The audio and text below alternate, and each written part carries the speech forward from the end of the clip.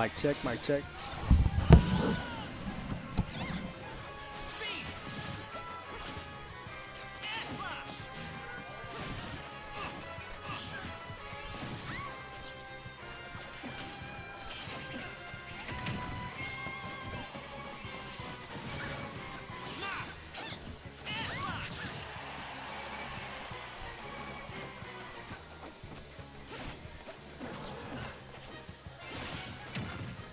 Jump!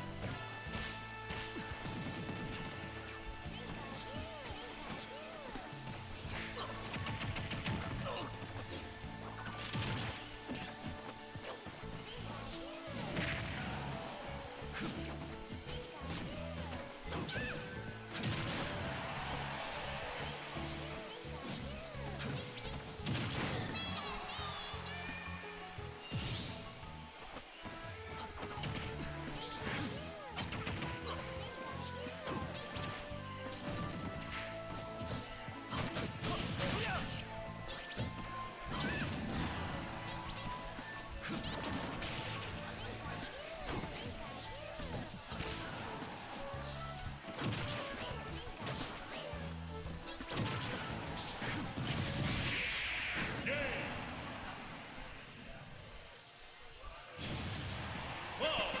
に俺は倒せない。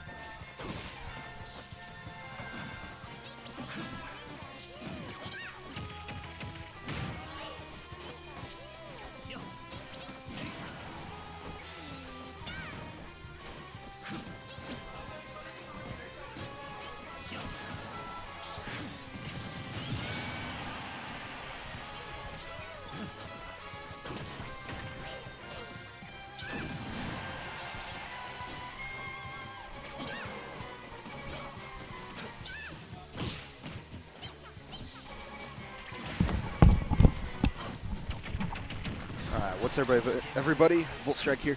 Welcome to Respawn. I think I'm the first commentator to hop on. I didn't realize there's nobody on, or I would have hopped on sooner. Back from about a 2-month hiatus. I've been playing like a 3-year-old, which is great. Which normally I play like about a 5-year-old, but hey, only lost about 2 years. Okay, so I believe that Scrub won the first game, so I think he's up 1-0 right now, I believe. I don't know, I haven't been watching it, and we do not have the stats currently set up. So we'll see what's going on. Looks like Scrub is trying to close out this game. That's bad, though, because no jump. He was able to use the Kalos platform here to his advantage. This is going to be a very difficult comeback here, especially on Kalos for Pikachu. I know that Pikachu loves Kalos. There is the back here. That's going to close out the set. Scrub takes the set. I believe 2-0. Don't quote me on that, though, because we do not have stats up right now. And even if we did, there wasn't a commentator here anyway. So we'll see who they end up sending over here. Scrub moving on to round 2. Scrub has been having very consistent results here lately. And we will see who's popping up for the stream next. Again, I'm Voltstrike. What's up, guys? Did a lot of commentary in the spring, and then I have had to take most of the summer off. But hey, it's good to be back.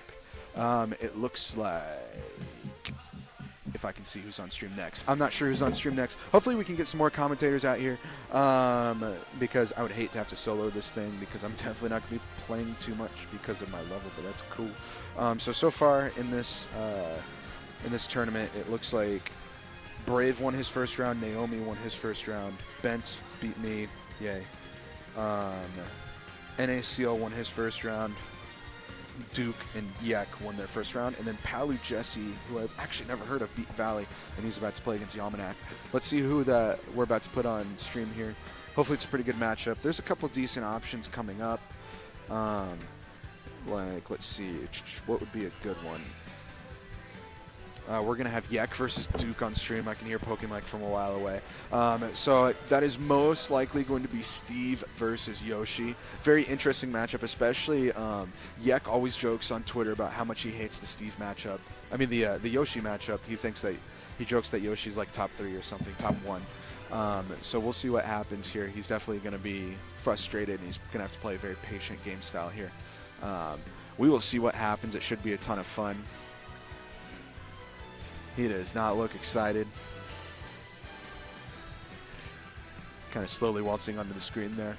But I hope everybody's doing good. Hope you're gearing up ready for the 4th. Reminder, fireworks are dangerous. Be careful. It's kind of hard to play Smash Bros. When you have fingers that are missing. You could probably make it work, but would rather not have you do that. So we should have a good round 2 here. Still trying to decide who I'm playing against. But anyway, in terms of bans, I would expect they're probably gonna like just Gentleman's PS2, because even though PS2 gives Steve plenty of space to work with, I don't see why Yoshi would care, really. So they might Gentleman's to PS2. They're gonna check and make sure that the controls are set up here. I would assume Gentleman's to PS2, and then they probably have very similar bans, because the stuff that they're trying to accomplish is very close to each other. So I wouldn't be surprised here if we just end up on PS2 the entire round. But we'll see. Other things that have been going on, Yamanak is currently playing against Palu Jesse in round 2 right now. We currently have Yak and Duke. Choir and NACL are just hopped on. EBK did win his round 1, and he's playing against Bent right now. That's probably the hottest set of this round 2. Dark Angel's going to play against Faru. That should be a fun one. Faru's been leveling up lately. Brave is awaiting a winner. Nationwide is going to play against Scrub. That should also be a pretty good round 2. And then we also have Vega and Sit Up. Vega's been so hot lately, I would of course expect Vega to win that one, and then he would play Naomi, so that'd be an interesting one.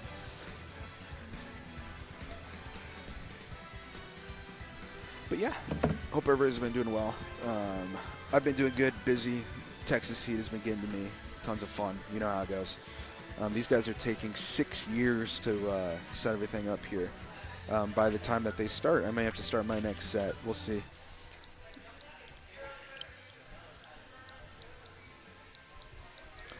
It's always interesting to... Oh, there we go. Oh, I'm good? Cool. All right. We're just chilling on columns with Volt Strike. It's going well. If you guys want, though, I'll give myself a shout out. I'm about to start a YouTube channel, just Volt Strike. I'll put some Smash on there, but Smash Online sucks so much I don't really play it. So I've been doing a lot of COD, actually. Been having a ton of fun with it leading up to Black Ops 3 coming out. But maybe I could do some more Smash stuff. I just wish. It's so frustrating how bad Smash Online is, especially for how rich Nintendo is. It's crazy that they haven't done anything to combat that yet. But anyway, good lord, are we ever going to pick a stage here? Let's go, boys. Let's go. Come on. I got dogs to feed. We got to finish this tournament at some point. I didn't even see what they clicked. I wasn't really paying attention. Was it PS2? See? Told you. Gentleman's to PS2 is just the way to go. I will do that against most characters unless it's like Sonic or Steve. I really won't do it because I just hate giving characters like that space to work with. I would rather, even if they have better boxing tools than me, I would rather have a smaller stage because I'd rather deal with their ridiculous boxing tools than them running away from me the whole game. So let's see what they ended up choosing for their first round here. It was Gentleman's to PS2. Yek really likes PS2 because it gives him the space to get whatever materials he needs. So yes, immediately building up that wall. Curious to see what Duke does here as Yoshi, because I know Yoshi doesn't do horrible against Steve just because of his egregious hitboxes and all of his disjoints. But I'm curious to see what he does. So far it's been a lot of Yek just stuffing out approaches, nothing big here. Duke gets his first opening, isn't able to get much off of it, but that was more of like a read to see what's going to happen, how Yek is going to respond to approaches like that. It's been a lot of just Duke approaching, which is interesting. It looks like Duke is playing the game of I don't want you to get diamond. So stuffing out the egg. Well done. That was a really random down B from Duke there. But again, this is, for those of you who just tuned in, it is Duke versus Yek right now. Yek is the one who's the Steve, Duke is the one who is the Yoshi, but they're on split sides in terms of the camera in relation to their characters on the screen. Yek is currently playing under the tag No Name, and Duke is playing under Gale. So not a whole lot has happened yet this first stock. It's been very slow pace. This might kill. The up throw, no. PS2 is just, the blast zones are a little bit too high for that. Yoshi also has a little bit of weight to him as well. So Yoshi's main kill factor here is probably, honestly, I don't know Yoshi that well, and I don't know this matchup that well, but I would imagine Nair, because that's just his quickest option, and I can totally foresee a situation where he's struggling to kill him early, so he just ends up getting a raw Nair out of nowhere. Either that or probably your typical drag down back air into up air or something like that. Yek misses the up tilt after the spike hitbox forward air there. Rare miss from Yek. I don't see him miss those too often. But Yek is doing a very good job of extending the lead here. He's just perfectly content with, I'm going to get my resources. You still are struggling to kill me. If you get me with a straight hit, awesome. But I'm just going to get as much of a lead as I can. And now he's just going for chip damage. He'll probably be looking for a kill now, especially if he can get a straight up tilt. Or just a random minecart that's going to kill at 90. That's awesome. Even on PS2. Nerf Steve, please. And there I was saying, that Nair is going to be key to stuff out approach options, because if I was Duke here, Duke is heavily approaching every single time, and that's honestly, Yek is not getting his damage off of combos, he's getting his damage off of stuffing out approaches. So if I was Duke here, obviously you can't really do it when down to full stock. I would be playing as patient as possible, making Yek approach him, and then stuffing it out with Nair, because there's not a whole lot of tools that Steve has for that exact scenario, unless it's minecart, but that takes setup. Yek, there we go. Duke is waking up a little bit. Duke is starting to play a little bit. Here we go. There we go. Good tech there from Yek. The most random down smash I think I've ever seen. Starting to spam some eggs. I kind of like that, though, because if you can get something to clank, since one is a projectile and one isn't, he could get a frame advantage there. Trying to punish the minecart instead ends up SDing. So game one there goes to Yek. And here, I'll be right back.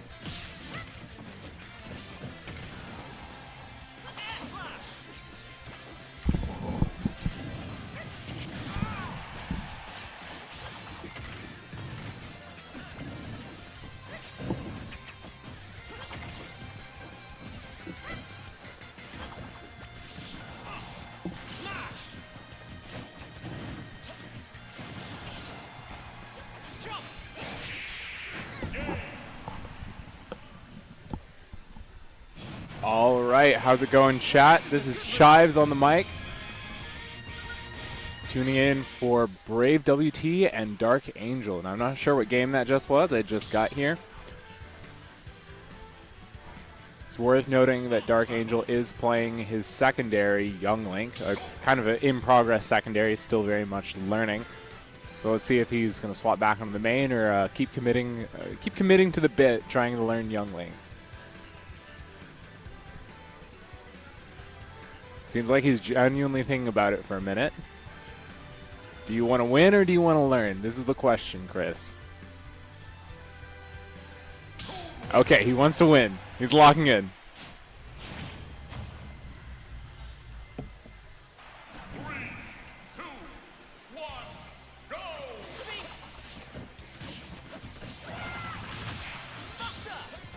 From what I caught of that tail end of that previous game, it seemed pretty convincing for Brave, but now it's on the Toon Link. It might be a bit of a different story. Let's see how this goes. Pretty strong opening for Dark Angel so far. 87%, almost entirely uncontested.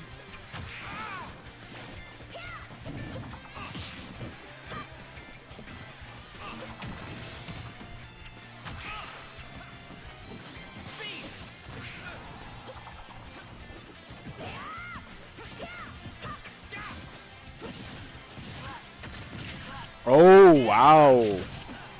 The setup from Brave, cheesing Dark Angel. Taking that first stock.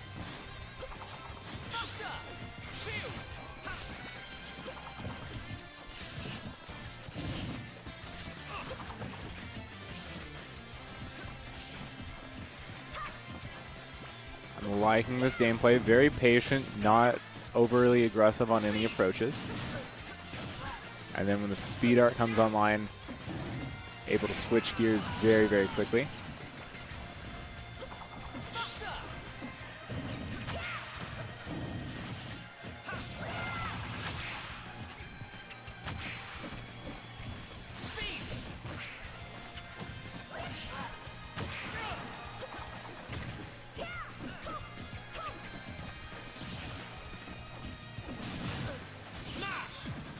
Oh, goes for it all with that read on the up smash. Nobody home for it. Dark Angel able to just react and forward smash to it. That's the thing about smash art. It gives and it takes. You either kill someone at 60 or you die at 60. But when you're at 3, you don't have to worry about that, so Brave has no problem just pulling out that smash art and going gambling again. Or maybe I spoke too soon. Maybe he does have to worry a little bit.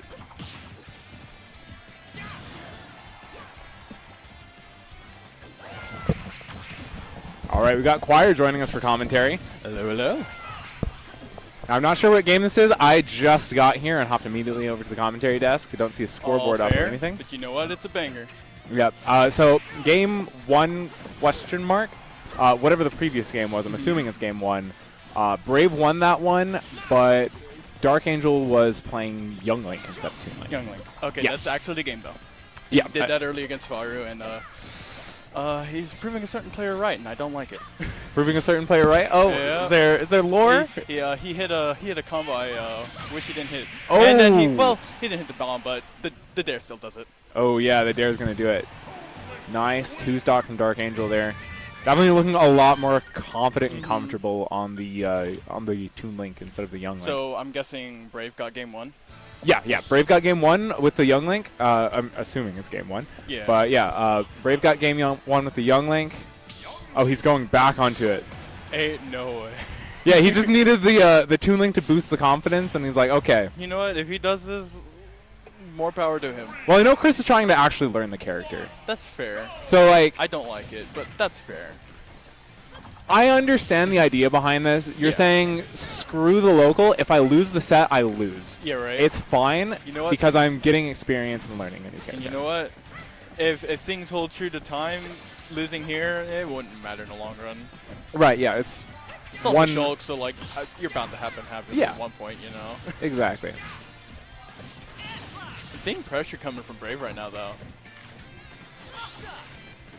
Like, not to downplay the event that I'm commentating for You're actively right. right now or anything, But I mean, this- like, this- losing at a local is a little bit different than losing Evo yeah, Grand Finals, missing right? that up B and getting hit with the almost full charge Buster F smash. Almost died there too.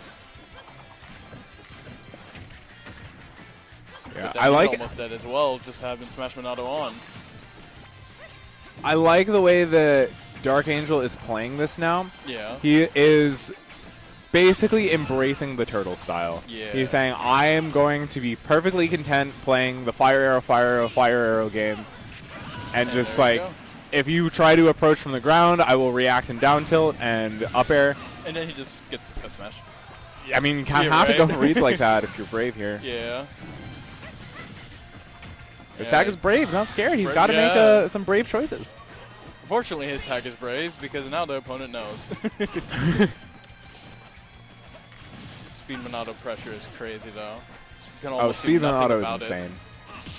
You have to run in and or have them misspace themselves. The silver lining with Young Link is that fire arrow is going to cover the ground space really well. It covers so much. So if you're, wow, he just used the invincibility from the Yeah, Monado to but- go through that. You know, just That was cheating crazy. casually. Yeah, just casual cheating, just a little bit. You know what? Hey, if you get ooh, almost. Oh yeah, it charges. Yeah, the. Yeah. Oh, wow. wow. Yeah, insane Can't sw- pressure. To be fair, that was a bad F smash. He could have switched to Shield Monado there if he thought about it, but he just accepted the stock. So. I mean, yeah, probably could have switched. and Oh hit wow, some. it didn't matter. The bomb saved him, but it just confirmed it forward air. Yeah. It's like, yep, checkmate. Last stock though. Chris known for the bomb fair kind of Yeah.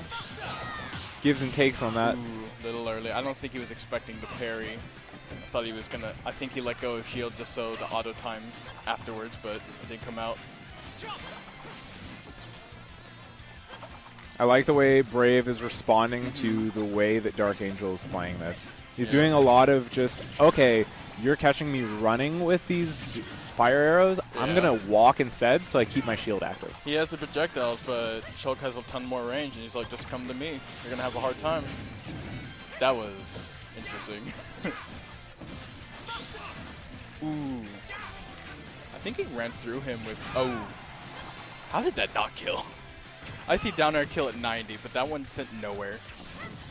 That's it. Bad Yeah, guy that's again. it. That sucks. Wait. Oh, I saw Oh, the this fist is- bump, but it may be best of 5 territory? Question I mark? think this is winner semis.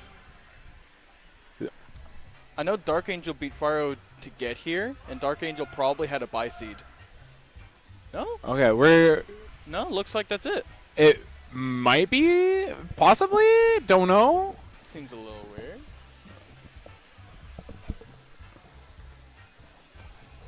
Not sure how far in bracket we are. Yeah. I know I'm just waiting in winner semis to Winner semis? possibly eventually get destroyed by Yamanak for... Yalmanac, like- yeah, Yalmanac's Oh, pointing. Well, speak of the devil. Yeah, it It's my seems like time to it's go. time. It's time. I'll I think do you what mean. I can. I think you mean possibly destroy Yalmanac. Think of it that way. I do cheat. I have wall. Think of it. This is an opportunity to beat him. Exactly. If I did it last season, I would have PR'd. But I didn't. So there. I mean, it happens. It happens. Look, think of it this way: when you're trying to make the upset, you're the one that they have to be scared of losing to.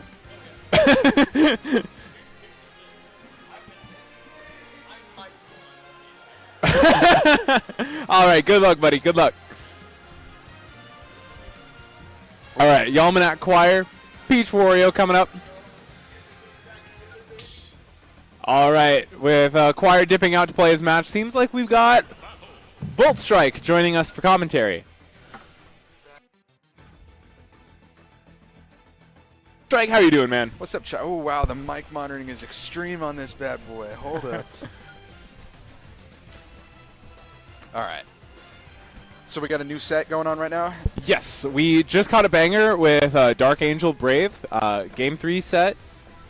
It was pretty fire. The Young Link came out from Dark Angel. He's been practicing that character. The Young Link. Okay. Well, you know, he's a notorious Toon Link down player, right? Oh, of course, 100%. Right, yeah. So he's like, well, why don't I just play the better Link? But the weird thing is, it seems like lately, especially, Toon Link has been having more success. Toon Link has been having a lot of success. I didn't necessarily say I agree with the downplaying. I just said that Dark Angel will say stuff about Toon Link. Don't shoot the yeah, messenger 100%. here. Oh, I'm not shooting the messenger. Okay, okay. And plus, I also kind of agree that Young Link is better. But Young Link is insane. Young Link and Toon Link have you seen? are both very insane characters. he's Adult ki- Link is... He's got some tricks, but He's those kind other of- ones are... And you got to hear me out on this, okay? He's kind of got the same Rob factor, where it's like he's supposed to be a zoner, but why the fuck does he have that frame data? Right, it's like the exactly. same idea. It's like, oh, you got past my wall of fire arrows. Now why is up B on a shield that freakishly fast? Why Right, is the forward air reward that you're freakishly- supposed to get from that is now you get to play the boxing game with the zoner, What's with his the zoner's slowest weak. aerial? Down air? Yeah, exactly. Which kills off the top at like 80. You know? All of your aerials are going to kill. You got to be very careful about it. But anyway, This is winners what? winner semis. Okay, gotcha. Yeah, we got Yalmanac and Choir over here. These two play frequently. Very frequently, yes. I'm pretty sure Two respawn Yalmanac has the regulars. winner. Yeah, respawn regulars. This is your common. What is it? Common winner semis. This is a very common winner semis. Yeah, Yes. so this is about when they usually meet anyway. Right. Usually Yalmanac has Choir's number, but Choir is elaborate, man. Like, so Oh, yeah. if anybody can start to kind of piece apart how do we beat this this Houston #1, then Choir is definitely one of those. Although the matchup is probably a little bit tough. Where I feel like Wario can pick up a lot in scenarios like this is his air mobility is so insane. He can actually probably challenge Float, not with moves, but more with movement. Right, so that's what if I was Choir, I'd be looking towards trying to abuse that air mobility a little bit. Right, yeah. It's a similar idea with a lot of characters. Sometimes the answer to float is if the Peach is just like tap dancing around you, just doing a bunch of random float stuff. 100%. Sometimes you just gotta like push through and push a button. It's Or you can be never gonna be a winning situation because Peach is a terribly You're talking about the wrong character there, brother. It's terribly Daisy. insane character. It's Oh, Daisy. we're right. This is Daisy. This is Daisy, yeah, not completely Peach. different character in so many Yeah. different ways. Right. This is Daisy. But yeah, Was when it like when Daisy is dancing around your shield doing all her float shenanigans, you gotta be very aware of the situation of what's going on. 100%. But when the game first came out, wasn't Daisy's Is that idol? Stitch? No, this animation okay. so- no. It looked like it for a second. But yeah, Sorry. Well, I was saying at the beginning of the game, wasn't Daisy's idol hitbox a little bit different? Idle I stance. think it still is. Oh, it I think, still is? Yes. And is that why people say that technically Peach is better than Daisy because the hitbox is? bigger, Yes, right? because there's the arms out to the side on Daisy with the idle animation, and I think Oh, it's- the run animation is different as that well, was but about I'm the not most sure. Choir waft I think I've ever seen. He's shielding. Let's see if I can catch a jump. Yeah, he's shielding. Let's see if I can catch a jump. Choir loves just going for those And like. I've talked to him about this before. He said he would rather have 3 half wafts than 1 full waft. Yeah, the I way get that- it. You get to gamble more with So three and half offs. that's why, like, right when he gets his waft, he's not like Gluto. Gluto will save that until the last. Like, whenever it does not matter what the score is, he's going to wait until somebody has last stock to use his waft. That's like Choir is the complete opposite. Choir is like the more I use wafts, the more wafts I get. It's Right, his idea. yeah. The more wafts you get, and also you kind of put that fear factor in them of the Choir waft is a bit of a known thing in Houston now. 100%. So, like, if you're the person playing against Choir, that's going to be a very scary win condition to play around. My 3rd tournament ever, I played against Choir. This is when I was playing Palu. And Choir used waft to punish my roll get up. And I was like, you could have used any move to punish that. He could have used up smash, you could use forward smash, he could use so much to punish that and kill me off of it. But nope, he had to use waft. And he was like, why wouldn't I use waft? I get several in the game if I use them fast enough. Yeah. It's A very interesting mindset towards the mechanic. But I like very it. unconventional, but it works out for him a lot. As a Roy player, I appreciate aggressive players, so I like aggressive Wario. I want to see more of aggressive Wario. And I'm sure that, and I'm pretty sure you're the reason this pain is so much. Choir's Wario against Joker is hell. And I think that's your fault, Chavs. Thank you. A little bit, yes. Also, it's just a very Basically, if you get our sent off stage, you're dead, guaranteed. yeah. That's just how the matchup is. Yep. That's not a Choir thing. That's a Wario thing. But I'm talking, I would get our sent at like 20%, and I'd still die. Like, it was just over. But anyway, yeah, what you were saying about the half, it seems to be coming into play here. Yalmanac at 44%. Choir's already let some wafts rip. And I, just as we were talking about it, he went for another read. I was about to say he's got that win condition online now to potentially like close out and cheese this game 1. But the thing is, it's still Wario. So the thing is, Wario's going to do it with the commentators. I was going to say with that back Wario's air. air mobility, he can like that's Yeah, why he can. he's living to the 160s Yeah. frequently, just because he is able to like truly You're play a little heavy bit of cat and Jigglypuff. mouse. Actually, that's a really Yeah, good you're one, heavy but I like Jigglypuff. that. But I'm trying to figure out if I can. You got the tighten- air mobility. This chair is like Oh, I'm trying to figure out where Yeah. the back tighten is. Is the camera even on us or no? the camera's not on us right now. So I can do whatever behind the camera right now, and nobody Yes. will know it. Yes. So Chives could be saying stuff right now that isn't true, but people believe. Is there no way to tighten this? Yeah, I could say anything about what Voltstrike is doing right now. Yeah, Voltstrike. You guys would believe me? go straight office on it. I'm cutting off Chives' head with a chainsaw right now. Yeah. You can't hear the chainsaw. It's a very quiet chainsaw. It's but an electric chainsaw. please send help. Yeah, it's an electric. Even though electric vehicles are actually really loud. But anyway. But that first stock was electric from Yalmanac, I didn't taking see it what in 20 happened. seconds. Yeah, you I was went too to busy adjust trying your to chair, fix and my then the chair. stock was gone. Yeah, see, I'm just a curse. Yeah, it's a Yalmanac stock, but Kwire firing right crap. back with that forward smash. That is a very rare Wario kill right there. Forward smash is so slow and so laggy, you never see it. insane call out from Kwire. And plus, it was at a very low percent, too. He was catching the landing after the pratfall kind of situation there. The one thing here, though, is Quire's being super aggressive, man. Like, honestly, if you... Well, I understand if he But just had I like out of that his he's stock. playing this confident into Yalmanac at least. He's not scared of it. He's not. He's like Houston #1 who is basically Right. the way he's looking at it, and the world's smallest waft. But hey, waft's says, a waft, I don't- no matter how small, right? Yeah, Or yeah, you're exactly. doing that Waft's shit. waft. Yeah. I don't care I who feel like you I are, have waft to is lay waft. like this because of the way that this chair is. Because if I put any pressure on the back, I end up laying down. But anyway, so up air from Peach is a very, very good move in this matchup because it's a very good way to call out Wario's good air mobility because it lingers for so long and it has such a big hitbox. So that's a good little adjustment there from Yalmanac. Although now Yalmanac is just looking for extra credit. The very well-placed dash attack there from Kwire. Right. If you're Kwire here, Chives, what are you looking for? If I'm Kwire here, I am looking to get my waft online. Just kind of, yeah. I mean, The Gluto style. the Gluto style, yeah. The one thing about that waft game plan you were talking about of just letting them rip over and over is when you're in these last stock, last hit situations, that's when you're not going to get another waft anyway. So that's where you That's want where you to, might as well camp. yeah, make sure you're making that last one really count because it doesn't matter It's- if you it's pop like- it. You don't have that. Oh, I use it as fast as catching possible to the get jump. another one. It's slightly different from Sonic because Sonic is up a stock, you know the vibe. Wario is last stock, you know the vibe. Right? Yeah, It's exactly. slightly different there. Right? Yeah, it's slightly different but the same. It's two sides of the same coin. There's a reason why every time Gluttony plays against Sonics, it's like the It's world's always longest goes to set. time, yeah. Because Sonic wants to camp because it's Sonic, and then Wario wants to camp so he gets full waft. Well, not only that, but Sonic wants to camp because it's Wario. He doesn't want to interact with that waft. He doesn't want to go, oh, I have this insane lead and then I got wafted at 20. Like, Well, especially since not all of his moves are very safe on shield. But, exactly. Anyway, so currently Yalmanac is up 2-0 in Choir, but the thing is they've been respectable because the interesting thing is Yalmanac has been consistently 0 to death in Choir, yet it has been this close. So Choir, if he could just stay alive a little bit longer, then he might be able to pull a game or two here, or even a set, because it's Wario, it's Choir. Choir is such a good Wario player. right. This is a 2-0, but it definitely has not been close. It's one of those where the scoreline doesn't do it justice. Right, exactly.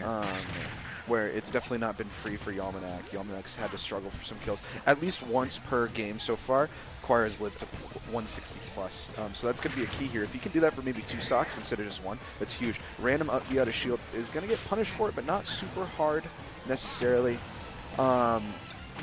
So Choir here going to be looking to get a lead, and if he does get a lead here, I wouldn't be surprised to see Choir start to maybe camp a little bit more because he's got half waft about now because I didn't see him use it earlier. Did you? No, I don't think I did. Okay, so he's probably going to be looking to get this stock naturally and then maybe try to camp a little bit. The issue is there's nothing he can really do at 84 right now to kill Yalmanac. Right, you kind of just have to put him off stage, keep the sled trap going, try and find like an F tilt or a back air at the ledge. And that's where I have tremendous respect for Or a Wario down tilt. players.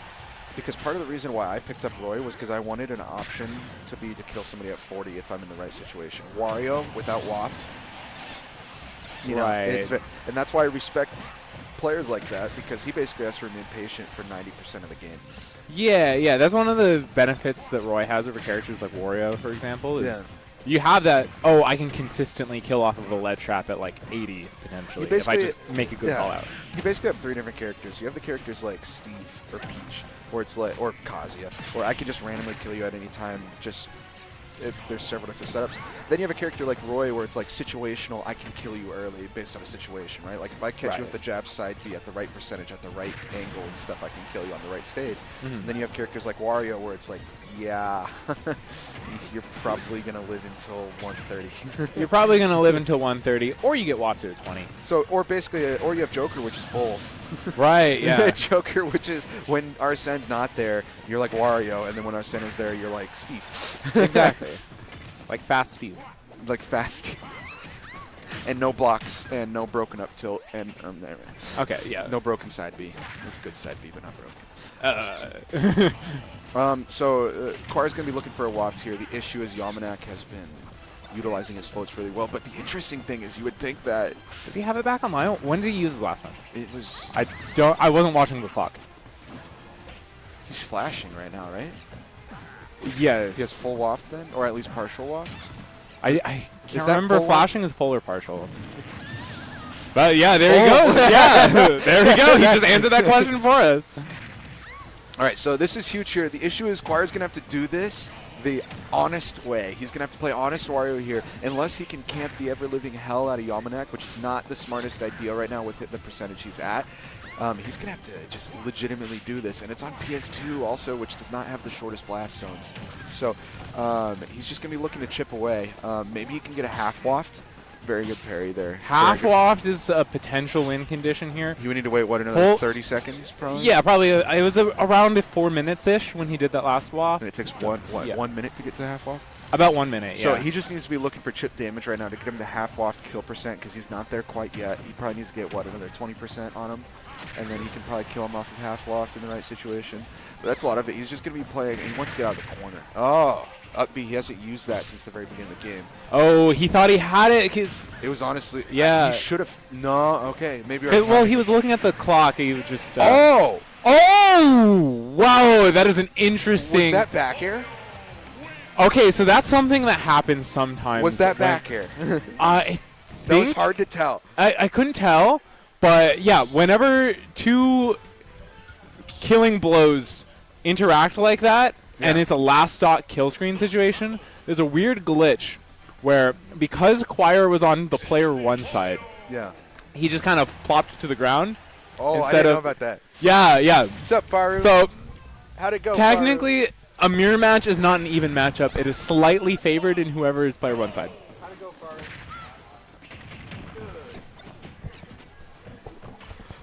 Okay, so 2-1 Yamanak here. They are just gentlemen. I can't talk tonight. They are just gentlemaning to PS2 over and over, which I find interesting. I guess Yamanak just has a lot of confidence because I feel like PS2 favors Wario just because he has more. He can camp a little bit more and he can play. He can charge up waft a little bit more. But what are your thought process on that? Which one do you think it favors, and then why do you think neither of them care what the stage is? Okay, so I am a huge believer in that PS2 favors the high mobility character more. Now, the question... Yeah. Okay. Because it gives you more room to play around and to use dash backs to find whiff punish. So whichever character is going to like doing dash back more, that is the one that is going to want to go to PS2. So, because it gives you more space to do dash back. I'm doing this because it's interesting to hear the argument. I'm going to counter that. As a Roy player, I'm not a big fan of PS2, and I'm a high mobility character, and the reason is I can't stuff out nearly as well because there's situations where they can land much easier. So I would say yes on the mobility, but in my personal opinion, I agree with you. Yes. I feel, in my personal opinion, I think it also has to do with what you're trying to do. So for example, Sonic is a high mobility character who loves PS2 because he wants to get away. But me as Roy, I'm a high mobility character where I don't want you to have the ability to get away, and you do on this. Yes, and I'm so glad that you brought that up because that is the distinction there. It's not just are you fast, it's what is your game plan. So if your game plan involves a lot of doing dashbacks, it gives you more space to do basically a full extra dashback, right? On either side of the stage. And if you're playing Roy, like you said, your game plan is to stuff people out. yeah. So with that game plan, definitely it's not going to be something that you're going to want to go to. So Yalmanac, he definitely is playing more of the stuff out game plan right now. a lot of float back airs. Yeah, a lot of float back airs. Oh, that didn't kill. Probably should have wafted on the left side, but of course that's significantly easier. So I don't even know if you can get a true combo waft on the left side in that situation. But Choir looking to bring this back. That waft was huge. Even if it didn't kill, it brought Yalmanac to kill percent. So Choir, if he can just out-neutral him a little bit here and maybe get a good kill, that'd be good. But yeah, I always love that conversation. The reason, like, I was playing Far earlier, and I didn't Gentleman PS2 because I hate Gentleman PS2. And I ended up choosing Small, and he said Small's the same thing. And I was like, it's not.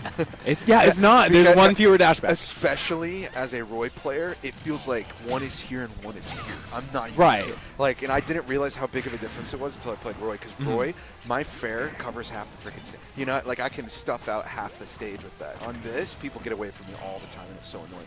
But so Yalmanac doing a good job of getting extra credit here. Again, that's probably Wario's biggest deficiency is just how much he struggles to kill without waft. Yalmanac is able to get this set 3-1. Very hard fought from Choir there. If you had to say something that was a big difference making that set, Chives, what would you say it is? Honestly, advantage state. I feel like a lot of the interactions kind of didn't necessarily go to who was winning neutral better. It was just how much better they were capitalizing on it. Something key that I was noticing there was, so one of Wario's, think of it, what do you think? Name, Choir got any, He's just grabbing his bag. wah. Wah. Wah. Wah. Yalmanac's Yeah, goated, bro. Yalmanac's just goated. Ah. Yeah. So, in my opinion, what I was noticing there is like, so what are Wario's best tools outside of waft to kill? There's two that I'm thinking of. Against Peach or just in general? In general. In general? And this is the point I'm about to make with Peach. But anyway. What, Okay, yeah. I see where you're going with In this. Because general. the first one that immediately comes to my head is down tilt dash attack. So dash attack, yes. Right. I'm not talking situational. I'm talking just in killing, what kills. So Right, yeah. dash attack. Yeah, down either tilt, raw of dash course. attack or like down tilt dash Anything attack. into dash attack, Right. And then like forward air dash attack, down tilt dash attack. Right. And then also back air is a big one. Okay? Right. So Peach is floating constantly. Mhm. Okay? So I feel like one thing that makes this tough is Yalmanac was doing a good job at not only floating, but he was floating, if you didn't notice, a little bit higher than he normally does. And that makes it so he can't just raw dash attack him. And of course, if you're Right. floating, down tilt dash attack, how many of those did you see in that set? I think I saw maybe one and One. it didn't kill. Yeah. And that's what I'm saying. Maybe two. I'm not entirely. I wasn't like keeping a tally or anything. Outside of waft. But yeah, it very much so. Yeah. Just off the table. Outside of against waft, Peach. he has like two options. That's it. Right. And the issue is once you take one of those two options away, that pretty much means what does Yalmanac have to do? Make sure he's above the ground, and then look out for back air. Right. It makes the game plan a lot more simple for Yalmanac. Which is the reason why I would expect Wario to try to go to a smaller stage. Because especially an offensive Wario like Choir, Right. I personally don't understand. If you're playing the stuffy game, then yeah. Like I would, like if I have very few kill options anyway, I would want those kill options to kill as early as possible. But that's just me. Right. And I'm not nearly as close to PR as Choir is. But that's interesting. So this is Vega and Vega Dark Angel. Yes. yeah, Vega Dark Angel. Is this This is where semis. bracket? This is also semis. Winner So, semis? Vega, yes. Vega's Okay. path here. Vega beat Sid round 1, a Rob.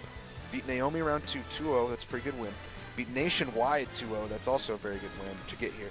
Dark Angel got a bye first round. He beat Faru second. Wait, that was Vega's run. It was Vegas. Okay, yeah, gotcha. Dark Angel made it to Faru, beat Faru in his first round, round 2. And then he just beat Brave. Both Faru ga- Brave, double Shulk. What a bracket. Yeah, into Mewtwo. This is the most Houston bracket I've ever Yeah. heard. So Dark I- Angel oh, we're committing to going the Young Link. Yeah.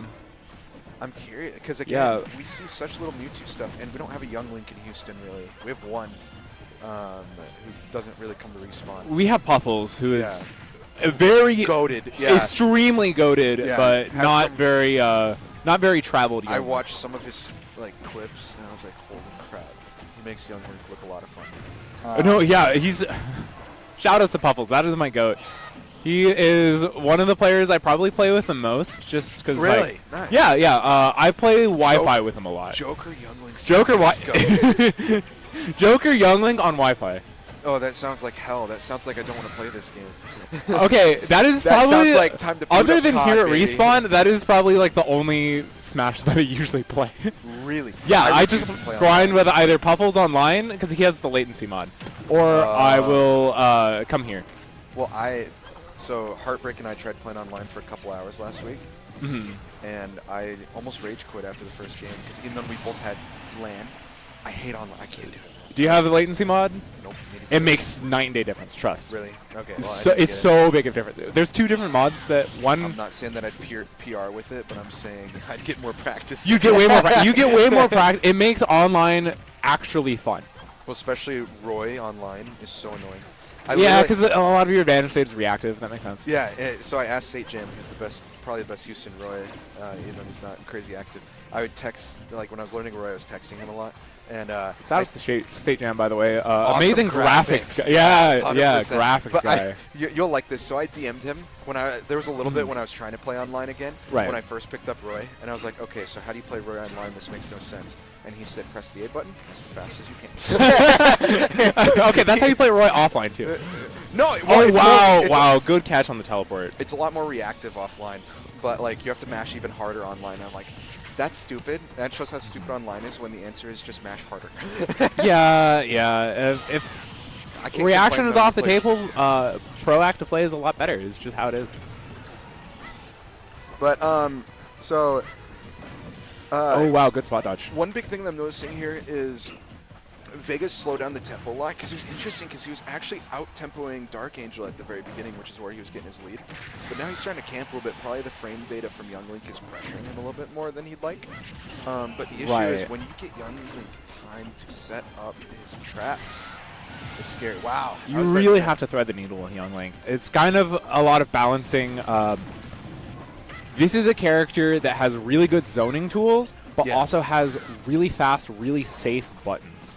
So it's a lot of knowing when you're trying to punish the startup and when you're trying to punish the end lag, right? Like right there with the double bounce, that is just matchup knowledge of knowing that's going to bounce on your shield. And if you're Mewtwo, you can up tilt that. A lot of characters can't. And just as big of an issue, Mewtwo's thick. True, yeah. You saw that come to play there a little Straight bit. up Kim Kardashian, like, we're talking. Double cheeked up on a Wednesday. Big hurt box. Big hurt box. People talk about that as a weakness of Rob, and like they're like kind of right a little bit. It's like okay, it's a bit of a weakness. Did you ever see, while they're banning stages, I need to show you this. I had never had it before where I experienced personally how bad the tail hitbox was. Let's see if I can find this real quick. But yeah, the tail hurt box, but just in general, big frame, tail or not. And with that, especially with how light Mewtwo is, that's where that bigger hurt box starts to be very unforgiving. Okay, I got the clip for when we get between rounds again. So moving on to the next round. Yeah, and you can just see that's consistent matchup knowledge, that up tilt we talked about earlier. Well, and there's going to be a lot. I noticed Dark Angel's using a lot more back air because while that move is a little bit stubby, it is fast as shit. It's very, very fast. Yes. See, look at that. It's just destroying. And the thing is, can he full hop that against Mewtwo? Can he pull hop the back air? Can he full hop back air out of shield against Mewtwo? Is Mewtwo tall enough for that to work? Probably. Which is crazy. No. Smooth as gravy right here. Yeah. Everything's smooth on our screen on the commentary. It's our especially TO and the- stream run especially the mics asking commentators. questions. The commentators are smooth as gravy too. True, Am I true. right? Am I right? Yeah. Yeah. Oh wow! Insane read on the roll. But he got through Dark Angel's locked two in. up smashes before. Okay. Well, he got hit by the third one. 'cause I know. That was a proactive read, That so was like he just did it 6 early. years ahead of time. Read. Yeah. Oh, see, and that's where, honestly, I need to ask Vega this question: if Mewtwo's Nair was more predictable, how much higher on the tier list would Mewtwo be? More predictable? Well, because it's kind of random which side people. Oh, that's what you mean. Yeah, and yeah. it's not a consistent drag down. Like it's literally just okay. What's it gonna do this time? Wow. Down tilt and the forward air working at that low of a percent should be criminal. Nice. Nice Kind little of hard to two-piece off the commentate Shadow this Ball. because there's just so much mind games going on right now. It's so it's great very hard watching to- these two just dance around each other. Yeah, it's really hard play to around these hurt boxes, or play around these hitboxes, I mean. because it's Vega trying to like it feels like he has to win several battles just to get in. That was so unfortunate. How That do you was TI the that? correct counterplay for the Rising Aerial, is just in recognizing that it's going to be less safe on shield, but it was still safe enough that Chris was able to get the spot dodge. get the I was about punish. to say he hasn't been punishing those landing down airs hardly at all. Got the punish there, ended up getting the stock. Well, It was punishing landing down air is really freaking hard. yeah. It's a lot of times you just got to respect and punish the thing after. I think the biggest thing that, at least like I said, I grind with Puffles a lot. The Yeah, you know way more about this than I did. no, this isn't like a. Mine's just like general knowledge. Yours is actual like. But yeah, the biggest thing that you need to ingrain into your brain if you want to beat Young Link is that Don't get if- pissed off. well, yes, but also if you are not sure if something is safe or not, it is safe, 1,000%. If you are like, this might be safe, I might be able to punish it, you can't. So back when I first started making Joker, one of my old roommates was picking up Younglit, and what I learned, big hiccup. What I learned was you just got to accept that you're going to get hit with 60 projectiles per stock. Yep. And don't get tilted. Yeah, don't get tilted by it, and don't get hit by the 61st projectile.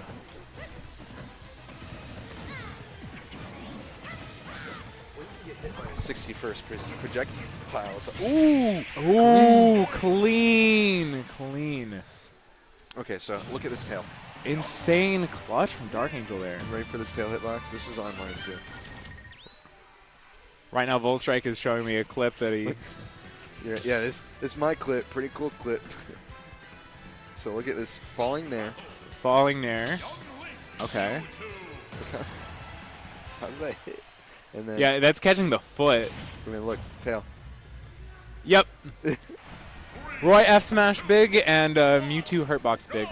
Very fun combination. Equals very easy clip, surprisingly. But yeah, we got potential 3-0 coming up on our hands.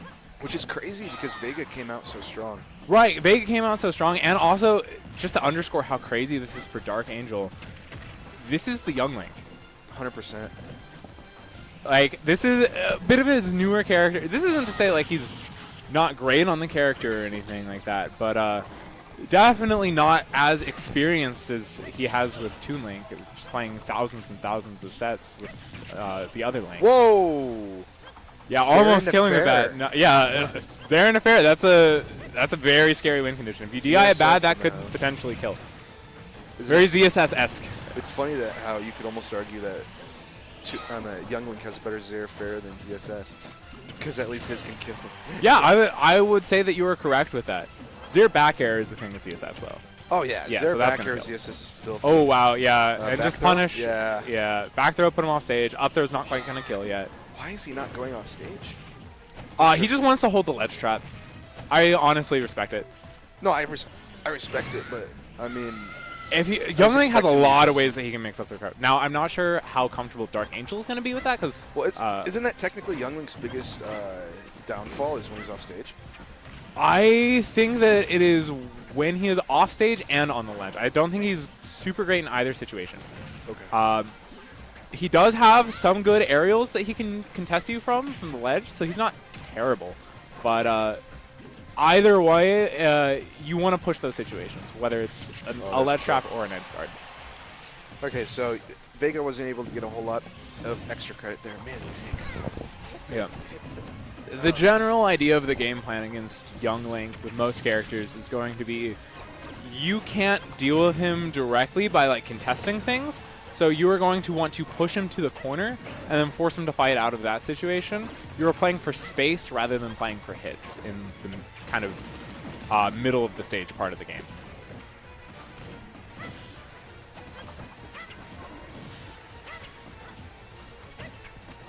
Okay, let's see what's been going on in the losers bracket here. Nationwide takes out Bent and loses round 4. EBK takes out Naomi and loses round 4. Yek Wow, takes out hot sets. Great. Duke takes out Brave. Duke over Brave, wow. Yeah, some good matches here. Shulk Yoshi, wow. Faru nearly edging out Volt Strike. It's a sad day. Oh, wow, tragic. Naomi beating. I'm sure it was close, though, right? Both last stock last hit. Yeah, last stock, last hit. The better player lost. Shock- Cheesed. Shock Cheesed. Roy sucks. I can't get off ledge. I literally. Yeah, 9-1 matchup, honestly. Actually 10-0. Cole is just goated. Yeah. Low tier. Yeah. Speaking of low tier, And that's some situational awareness right now, something you would not expect for somebody who's not played a crazy amount of Young Link. But it's interesting because I feel like it almost looks like he's playing Young Link like Toon Link. Because yeah, you're definitely seeing some shades of it. This is not some normal Young Link play here. Ooh, he's a little more bomb-centric and a bit less fire arrow-centric than a lot of Young Links tend to be. Oh, because I haven't seen that much wave bounce fire arrow, which I feel like all Young Links spam. And there we go. Excellent grab from Vega, putting himself on the board. Still got a little bit of an uphill battle to climb, being down 2-1 in the set, but once you've broken that curse of not taking a game, it's so much easier to just groove and play. Yeah. It gives you the confidence to just be like, okay, I can take a game, I can take the set.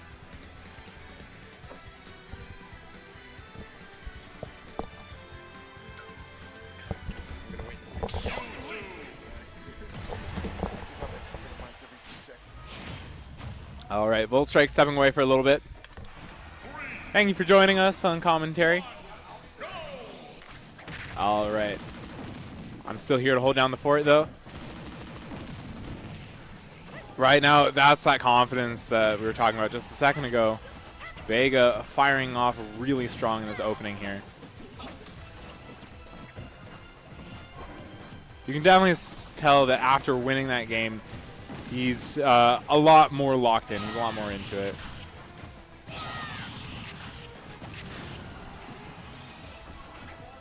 Making more controlled decisions. Definitely seems a lot less panicky.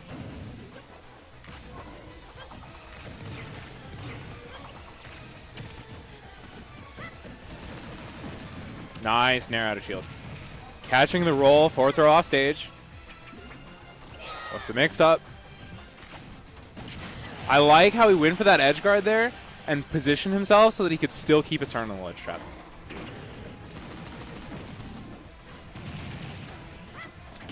Yeah, you can tell Vega, that game was what he needed, that confidence. This is a different Vega we saw game 1 and game 2.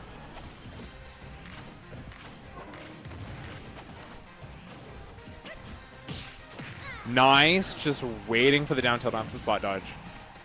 Vega's kind of running the show here. Very much so in the driver's seat this game 4. Yeah, and gets that up smash. Potential 3-stock alert?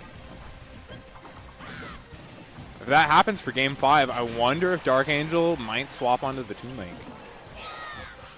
Oh, Dark Angel trying to get cheeky with the ledge trap up B. Not quite able to get it, but I like the idea. Even if it doesn't connect, it shows that he's definitely not giving up despite this huge deficit. Yeah, and finding the nair there, excellent stuff from Dark Angel.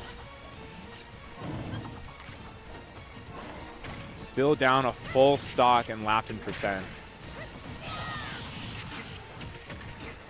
But it is Mewtwo. You can never count out a comeback factor. Oh, that could have been something with those fire arrows. Excellent awareness from Vega not holding in. It's a very natural instinct when you're getting hit by those fire arrows to just kind of hold in because you're so close to the blast zone. Oh, but that nair is going to catch him. Potential reverse 3-stock alert?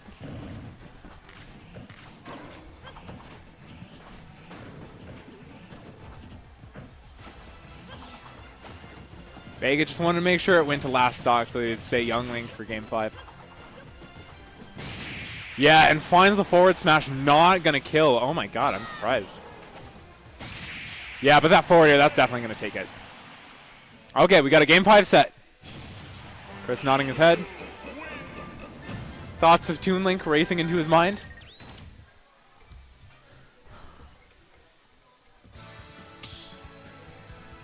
Running it back onto Pokemon Stadium 2. Oh, he's committing. He's committing to the bit. He's hovering Young Link. He's locked in. All right, game 5, Mewtwo Young Link.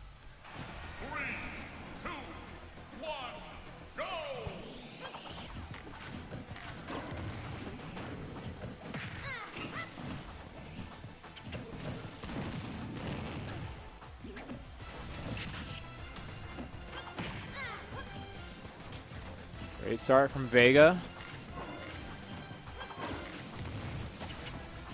I'm noticing Dark Angel starting to scout out these rolls a little bit. Not always quite connecting with the punishes, but I like that he's going for these reads. Good spot dodge F tilt. And using the platform to shield yourself from the dare. Nice from Vega.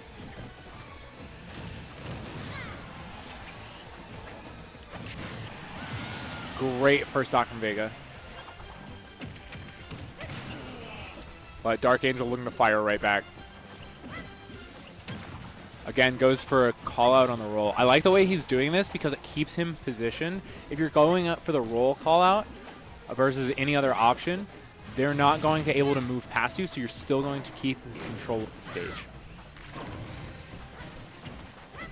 And when you're playing Young Link, stage control is, in a lot of ways, the name of the game. For any character, stage control is going to be very important, obviously, but for Young Link especially, just having the ability to retreat and fire arrow and have a stage behind you is such a big boon to work with. Vega been sitting on a pretty close lead most of this game. There hasn't been a moment where Dark Angel has had a super big deficit, but there also hasn't been a moment where he's had a lead either.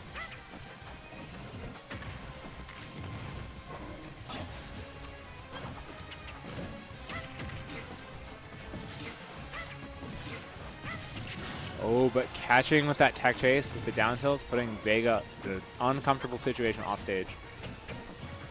Tries to call out a jump with that fair on the shield. These jump and roll reads that Dark Angel's going for, very Toon Link-esque.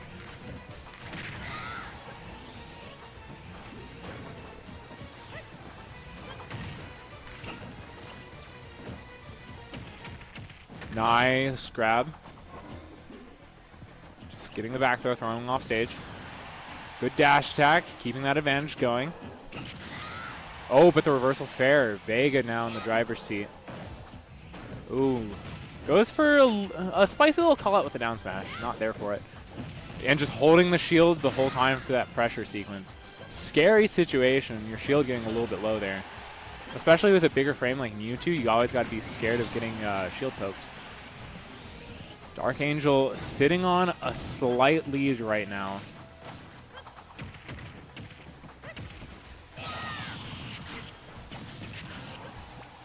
That up B into forward air. Piling on this damage on this Mewtwo. Using that bomb to punish the ledge hang. Last stock situation, game 5. Pretty big percent deficit if you're Vega, but Mewtwo can be a very explosive character either way. This is still anyone's game except for that forward smash that's not quite going to take it. Vega living on borrowed time right now. Dark Angel going for another read to try and close it out after that F smash just barely doesn't kill.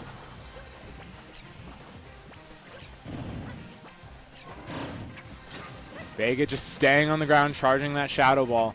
Trying to wait for Dark Angel to whiff something, and that up smash, that's going to be what Vega needs. Piling a little bit of extra percent on. I'm loving the way that Vega is playing this. Very controlled, very disciplined. And Dark Angel just going for these callouts. A little bit of a flub not being able to punish that F smash. Oh, but catches the down air. I was so scared that that was going to hit. And that back air, that's going to take it. Vega closing out that game 5 last stock, last hit situation. Insane clutch. Advancing on in bracket. I believe that was winner's semis, so I think Dark Angel is still in this and loser's side.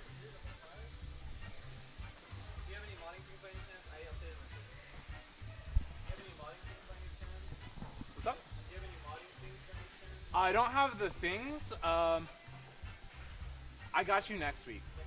Yeah. Send me a DM. Remind me.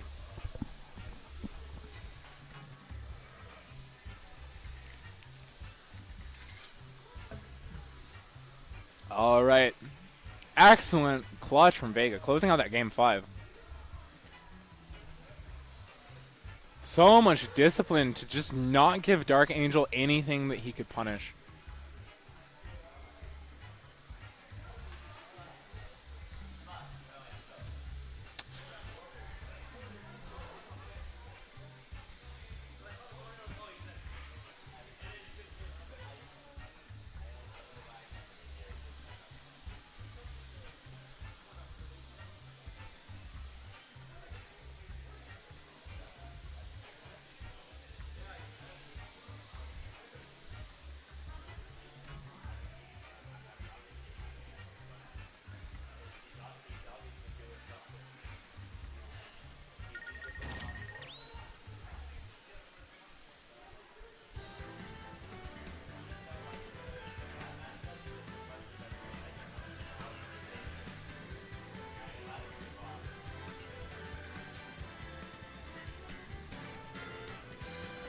All right, we got Yalmanac sitting down on the setup.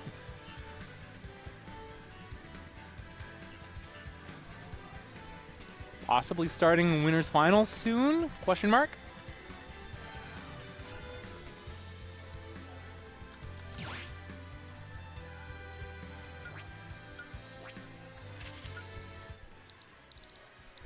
Putting in a new tag.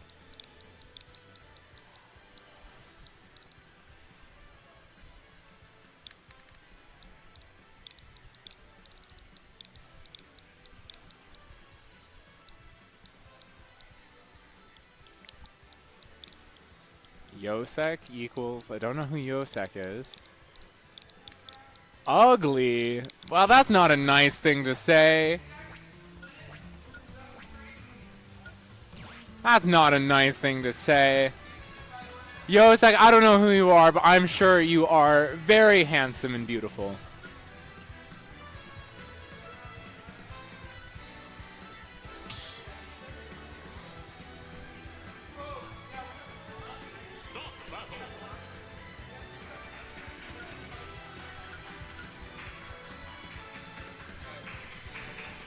Yeah, absolutely. All right. We got someone else joining us for commentary?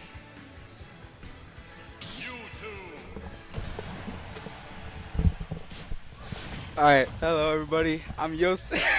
Oh, you're Yosek. Oh, okay. What do you think of this? What do you think of this tag that Yalmanac is running right now? Definitely wasn't expecting it. Definitely wasn't expecting it. So I'm assuming you are now Vega's #1 fan right now, right? Definitely. Yeah. I'm rooting for Vega right now. I would be too, honestly. That's not a very nice thing to say. We don't have the camera for commentary because it's focusing on players right now. But I'll pull it off in a second so that stream can see that it's definitely capped on that tag. It's definitely capped.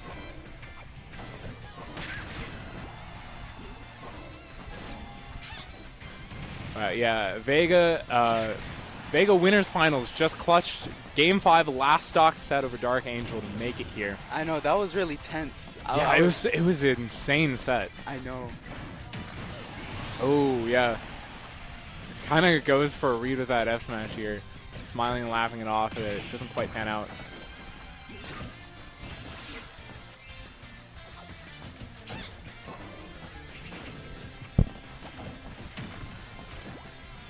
Yalmanac sitting on a pretty comfortable lead right now.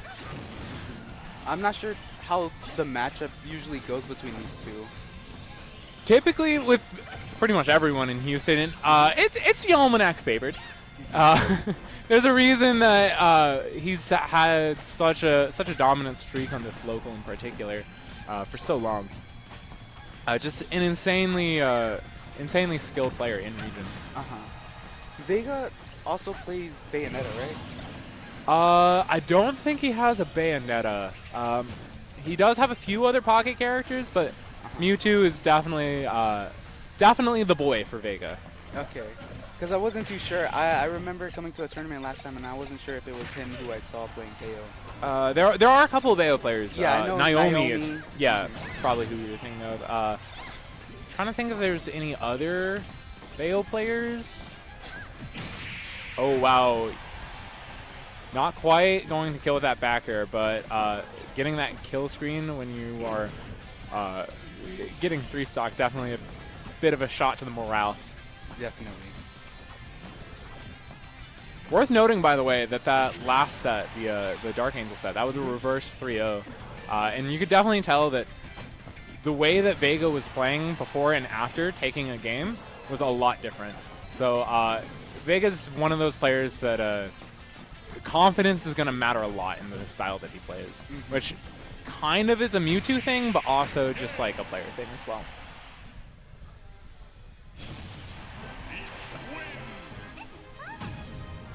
But yeah, a very commanding game win from Yalmanac there.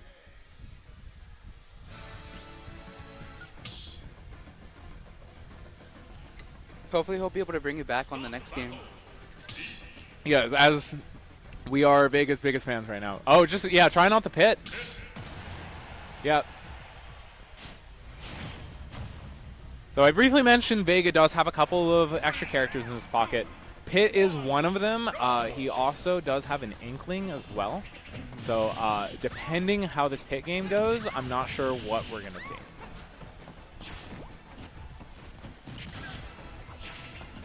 Have you ever seen matches with his Pit against Yalmanac? I don't think I've seen it against Yalmanac, but I have seen his Pit cook before. So this is definitely very doable for Vega.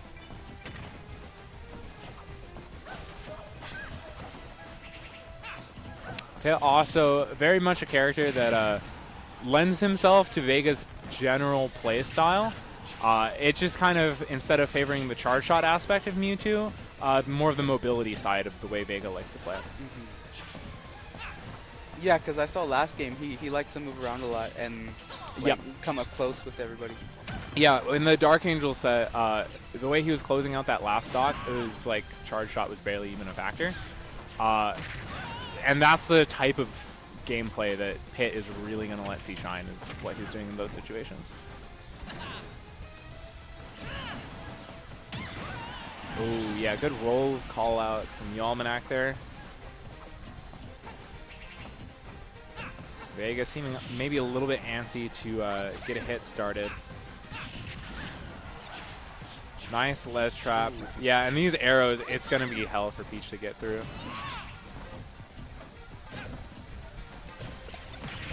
Oh, yeah, that was the moneymaker opening, but Yalmanac not quite able to convert. Could have been a 0 death right there. That backwards turnip throw is very, very scary.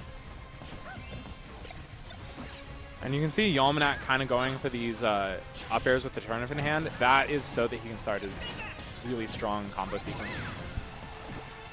At this higher percent, it's possibly not going to be as brutal, but it could still potentially kill.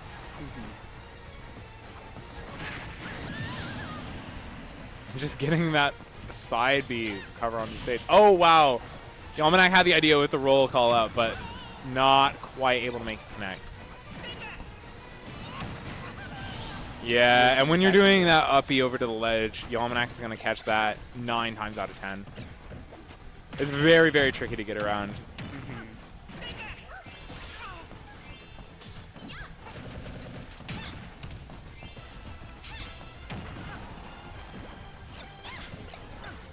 I feel like Float is extremely good against ledge trapping in terms of like this. Yeah. Float is so good at catching those type of linear recoveries that just kind of shoot you straight up in a direction and don't have a hitbox. Because you can just float, cover that whole space at the ledge, throw out a forward air on reaction, and it's a pretty fucked up situation that they don't have much they can do about. And especially with some characters who also have like hitboxes with their up B. Right, yeah, if you have the hitbox, and you can get them too. Yeah. You can down air and trade with the hitbox. It's such a strong tool for edge guarding.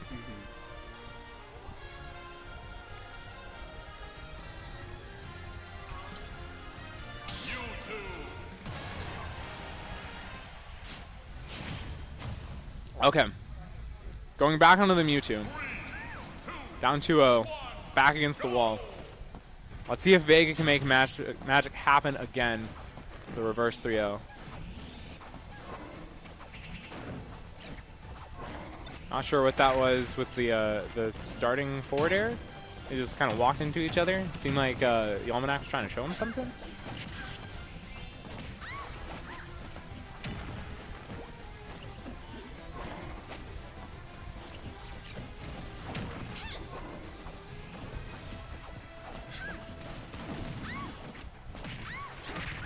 All right, Vega showing a little bit more signs of life now, keeping this first stock pretty even.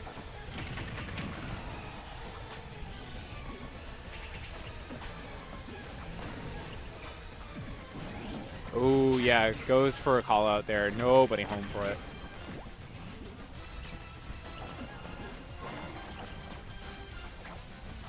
The general air that I'm feeling from Vega's gameplay right now is definitely desperation.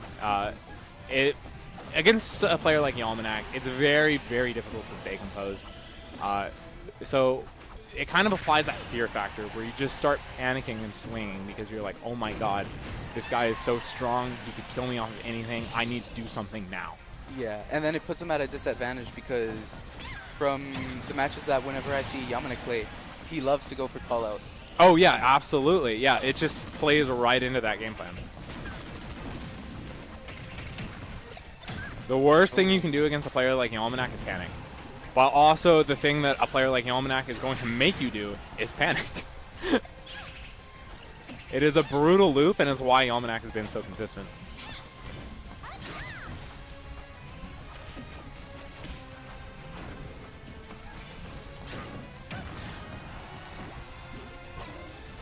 In these situations when your back is up against a wall, both in terms of like the set count, as well as the physical position of being ledge trapped or whatever, the best thing you can do is just take a moment to force the other guy to claim the win. If you are panicking out of that and just forcing the situation, that is exactly what you want if you're trying to close. Did manage to get a catch with the up smash. We're seeing a little bit more of that composure coming out from Vega. It seems a bit more comfortable now.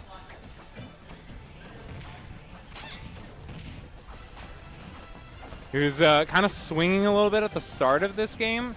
Now you can tell that he's picking and choosing his spots a lot more carefully. Like right there, instead of opting to swing, he just teleported back into center stage. Just said, screw the hit, I just want the positioning. And if you're in a good position for long enough, the hit will come to you.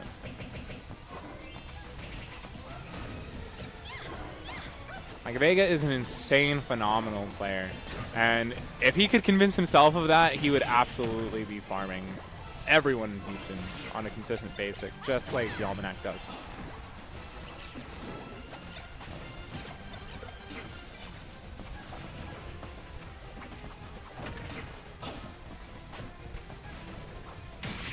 Oh, yeah, that back air. Good effort from Vega, bring that game to last stock, last hit. Yeah. It was definitely getting close. Right, yeah. You could definitely see him starting to come alive a little bit in that game 3, but unfortunately that is going to be a 3-0. Vega now sitting, that was winner's final, so he's still going to be in loser's side, loser's finals.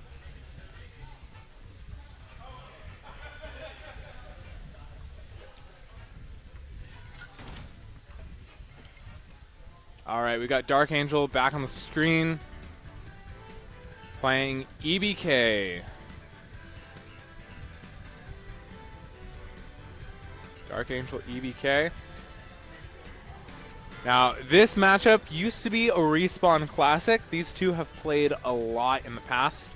I don't think they've played very recently, so it's been a little bit of time since the last time that both of them have been at the same Respawn.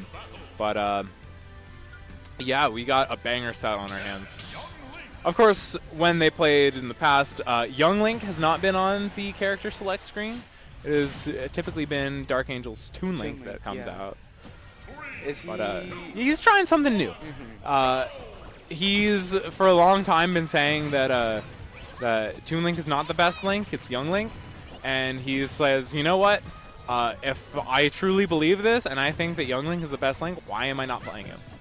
So he's spending a bit more time investing into the character.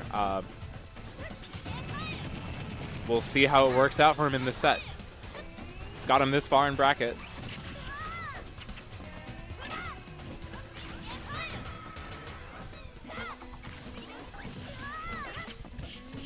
Also, it's just like how you said he was investing time in a Young Link. I was talking with Pokemike, and he also said that him going for Young Link is an investment. He said he's investing his time into him. Right, yeah, exactly.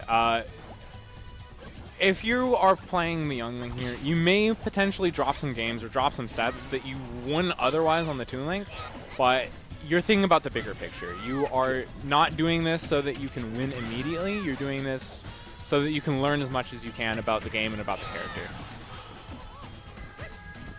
And whether or not you end up sticking with the Young Link, even if you do end up going back onto the Toon Link, the experience of the other character is going to help you just kind of round out fundamentally.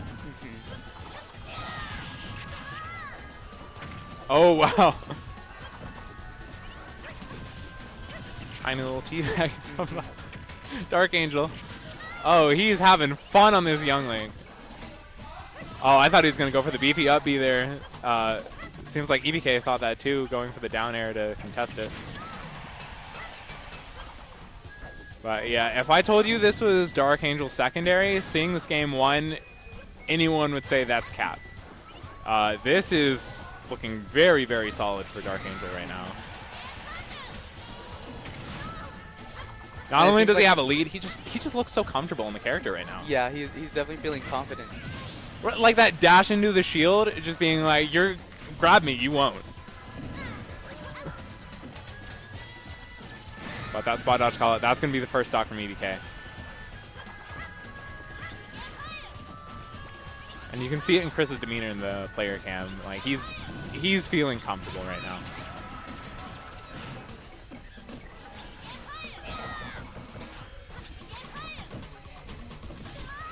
Nice spot dodge. Nice little conversion there. I love the way that when Chris is playing this advantage state, he's always going for something that may potentially lead into a mix-up that will kill.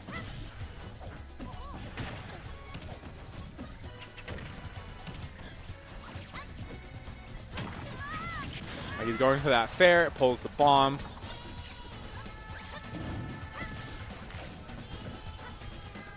Goes for that down tilt into the fire arrow, potentially looking for like an up B or something. Oh yeah, that up smash out shield. Evening up the stocks for EBK, but still got a bit of a percent deficit to make up for.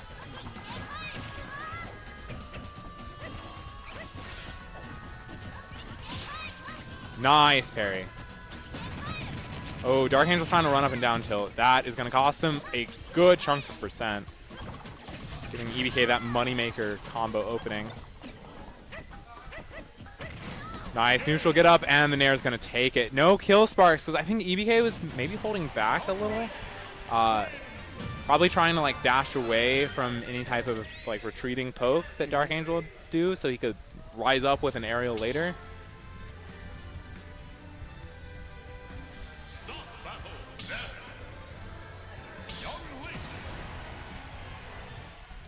Yeah, Dark Angel is just smiling and laughing right now. You can tell he's having fun on this Young Link.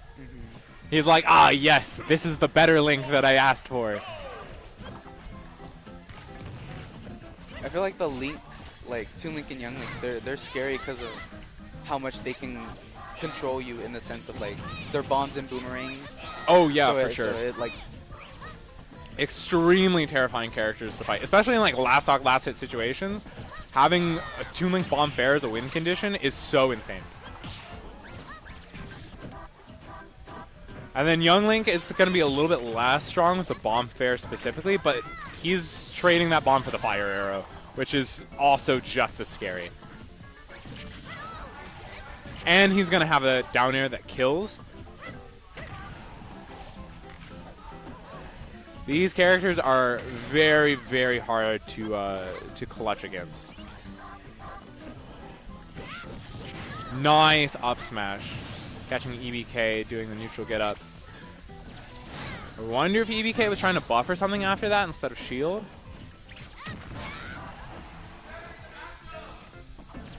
Oh yeah, and catches this fastball and air dodge with the back throw. That trade is going to knock him out of the forward air, but it's not going to matter. The up air is going to take the stock. Nice spot dodge. Dark Angel definitely getting a lot of mileage from the Toon Link, or excuse me, the Young Link matchup check classic. Doing something safe into spot dodge, into immediate button to catch them trying to punish your first button that you spot dodged after. Right, you can see him going for it there. EBK opting to roll this time. But yeah, you can just see he's doing like option, spot dodge, button. As kind of like a flowchart sequence almost. Nice down tilt into forward air. Just putting EBK off stage. And that fire arrow being a physical projectile is going to matter a lot in this matchup particularly. Because that means that when EBK is off stage, he can't just magnet to deal with it.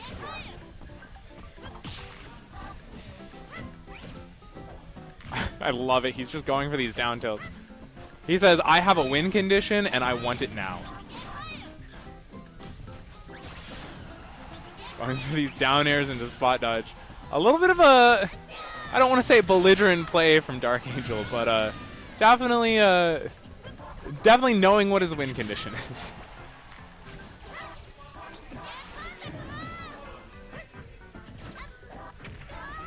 Nice Nair. Soft hit's not going to kill though. Oh, tries to go for a roll call out. I like the idea. Especially because in that situation, you're probably not taking too much percent. Just because you don't really have the opportunity to set up a better combo starter. Got a nice pivot grab into the forward throw. And I love the way Dark Angel conditioned that by just betting the farm on that previous read on the roll. It's so hard if someone goes for a roll read to on the next interaction where you're on the ledge, opting for that roll. It kind of like deconditions that option entirely.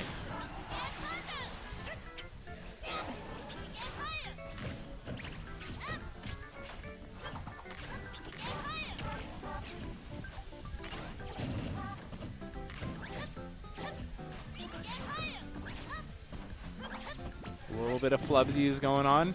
That's okay. Oh, the back throw not quite going to kill, but another one. Or the PK Thunder.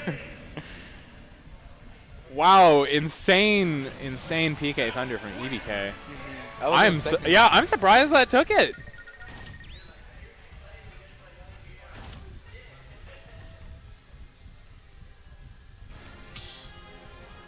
All right, 1-1 set we got on our hands.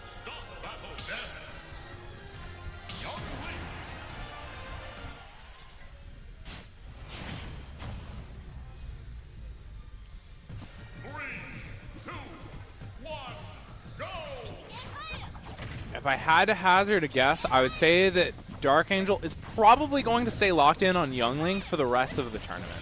I don't expect to see a Toon Link coming out, especially since he was confident enough to go Young Link in that Game 5 against Vega.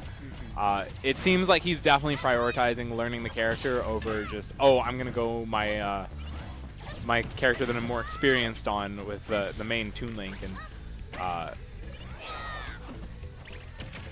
potentially like do better instead just opting to go for the learning, even if that potentially means dropping a little bit more. Yeah. Honestly, I respect the mentality a lot. I do too, because like yeah, it's an he's improvement gonna have mindset. to sacrifice. Yeah, some exactly. things. In the end, in the long term, it'll pay off. Yeah, lose the battle, win the war. Especially with how he's performing already. Right, yeah. This is... He's been cooking on the Young Link. Oh, nice backer from EBK.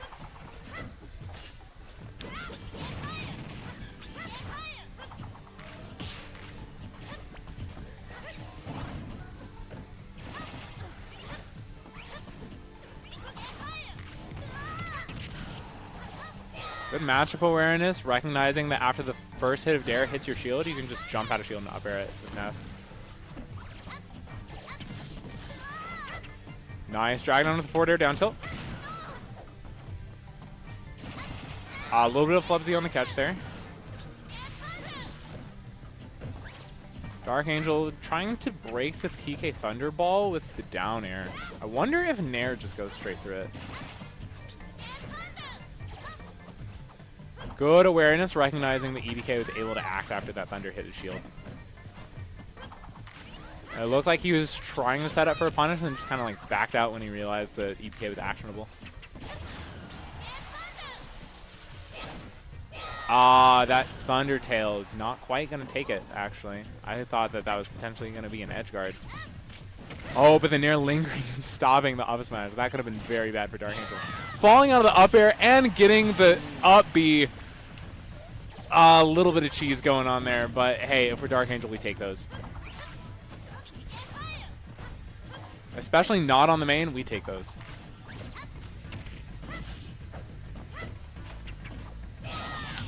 Nice spot dodge up B. Classic matchup check. Good punish on the directional air dodge. I think what a lot of lower mid-level players should really start doing more is when they see those directional air dodges, don't get antsy to punish them too quick. You have a lot of time to set up a punish, so you can really make it count.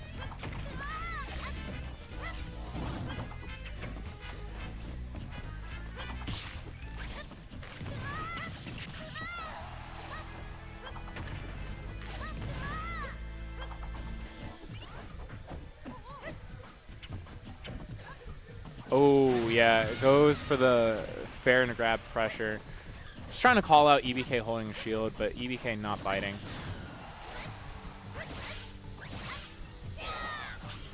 Oh, yeah, goes for the BP up B, EBK ready for it. Getting this insane damage starting. This damage starting to pile up for EBK.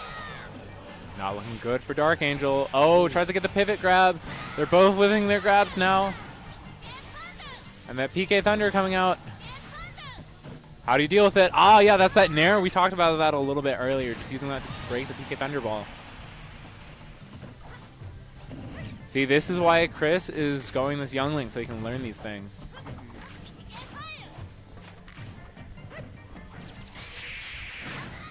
He's gonna get him with the back air though. And Yeah, yeah, the back throw is gonna take it. back throw. Yeah.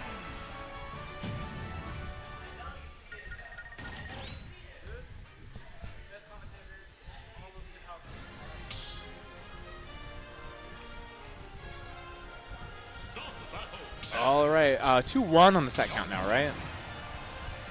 Yes. Yes. Counting has not been my strong suit. I may be a set major, but I'm not the best at math. Basic addition of incrementing by 1. Very tricky.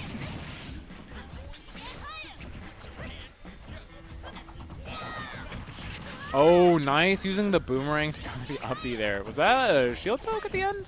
Question mark? Good F throw from EBK. Putting Dark Angel off stage.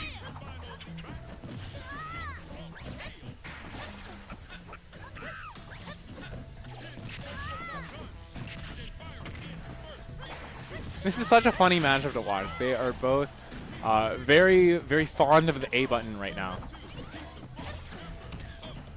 EBK changing up a little bit. Instead of holding forward with the A button, holding forward with the B button, getting that magnet. Dark Angel getting the forward air confirm. What's the mix-up on the edge guard? I like the way Dark Angel is hiding under these platforms to kind of cut off EBK from doing the PK Fire platform cancel.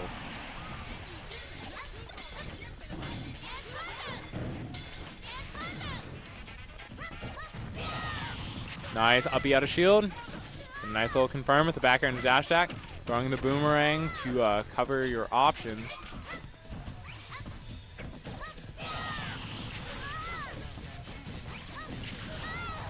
I like the way that Dark Angel is sometimes throwing these boomerangs with the intent of using the reverse hit as the main way to kind of cover an option so that he'll be actionable and have a doubles partner that helps him out almost.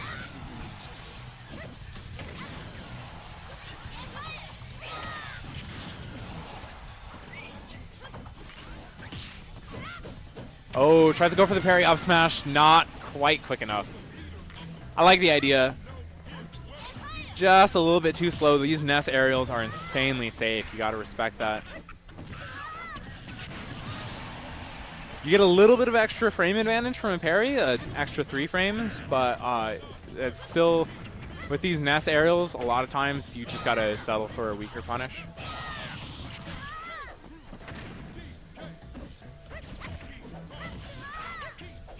Ooh, goes for the down tilt forward air. Yeah, and then parrying and getting the nair there, recognizing the situation and adapting. Great stuff from Dark Angel.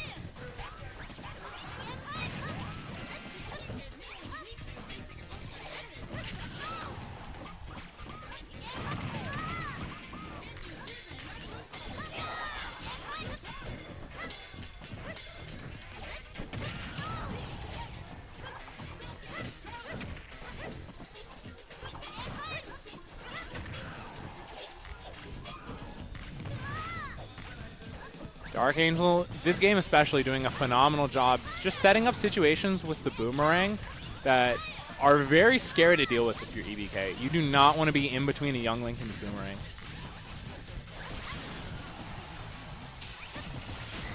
Oh yeah, catching the directional air dodge. Like we talked about earlier, those directional air dodges have a lot of time to punish. Oh, I think EBK might have tried to jump out of shield there.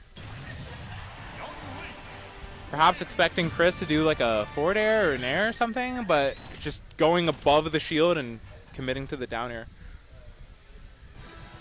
That was good. Dark Angel was actually doing like really good in certain scenarios, like where EBK couldn't even touch him.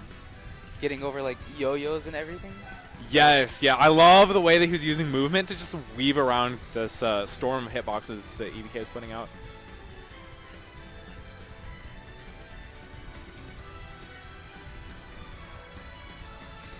All right, thinking about their stage counter picks a little bit, not just immediately running back. I believe this is game 5, Yosek?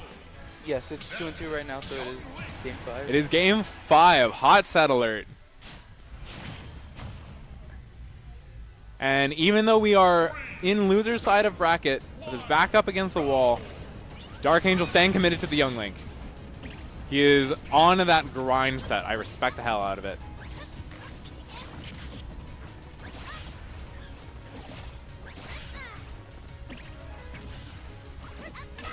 Oh, but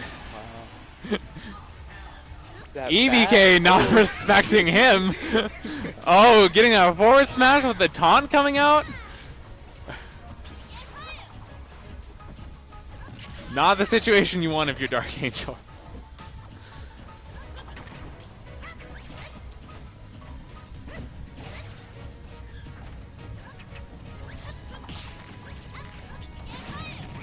And now lapping him in percent. This is a mountain to climb for Dark Angel. Excellent tech there, staying alive. Tries to weave above the yo-yo like you said, but unfortunately not quite enough drift and height to make it all the way past, so he is going to drop his stock there. All right, this is a very rough spot for Dark Angel. You have to make a 3-stock comeback when your back is up against a wall against EBK when you are not playing your main in a game 5 set. This is this is over. EBK closing it out with the PK Thunder.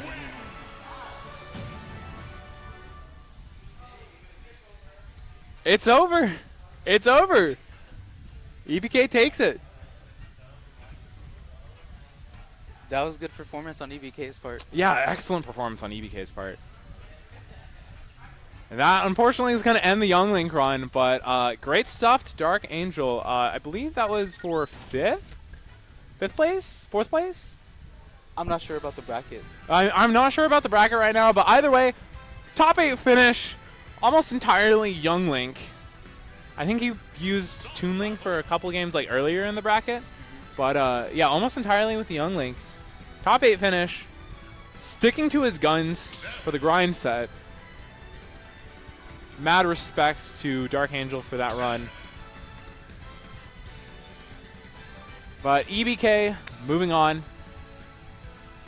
I think Vega's in losers finals, and we got Nationwide up on stream right now, so I think that was for 5th. We got the Sephiroth coming out. Not even going to try it with the junior. Honestly, understandable.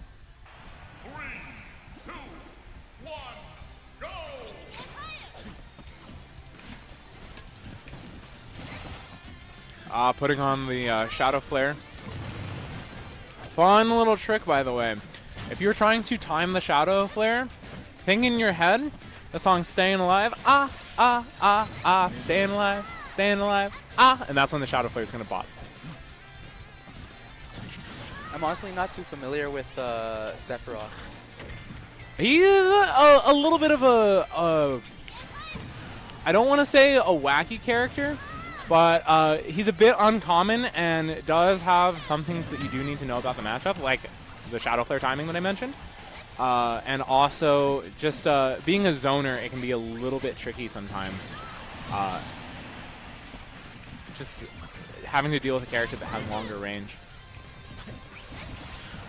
But also a very unforgiving character, because he's one of the lightest characters in the game. And also, a lot of his buttons, these zoning tools are going to be very committal. So when you can weave around that wall he makes with his big long sword, you can punish him pretty hard.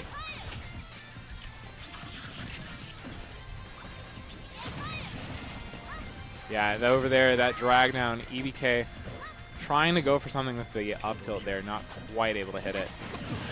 Well, yeah, catching the roll with the up tilt, and you saw how Sephiroth just exploded off the top there.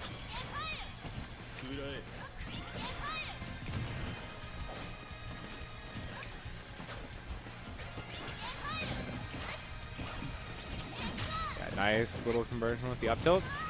Back air. Oh, yeah, catches the air dodge read with forward smash. Kind of a set play thing that a lot of Sephiroths like to do is they'll go for the hits like that. And if you get like a nair or something, and you can see EBK is doing a lot of neutral air dodge, so that's why Nationwide tried to call it out with that forward smash. Is just because it's a common habit that people will have against Sephiroth, and you can punish it really, really hard.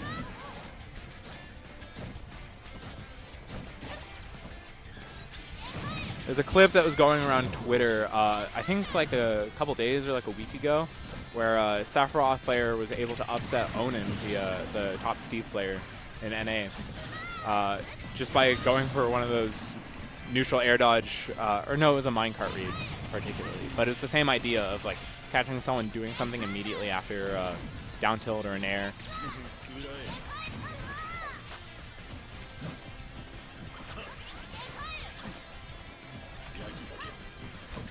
Alright, there you go with the Shadow Flare. You're singing the song in your head? There.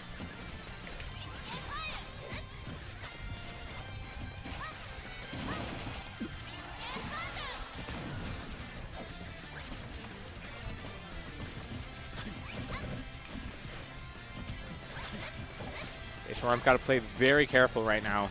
Fortunately, he does have the wing that helps him out of these situations that Ness can create. Having that extra jump is so big in this matchup. Just because a lot of Ness's game plan is catching your landings, and having that extra jump to mix things up makes it a lot harder for him to do that.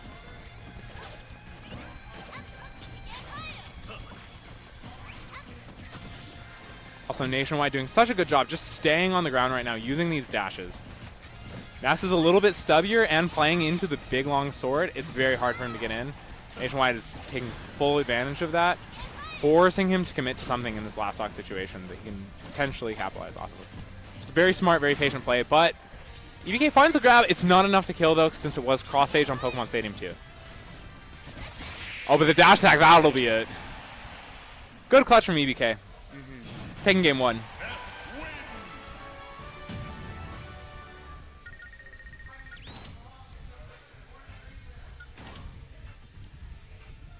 Now, Nationwide has a very interesting character lineup. He has 3 characters that he likes to play.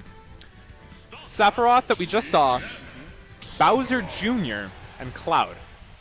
So, we may potentially see some counterpicking depending on how this game 2 goes. He seemed pretty confident just locking straight back into the Sephiroth, so I don't know. But he does have some pretty deep pockets.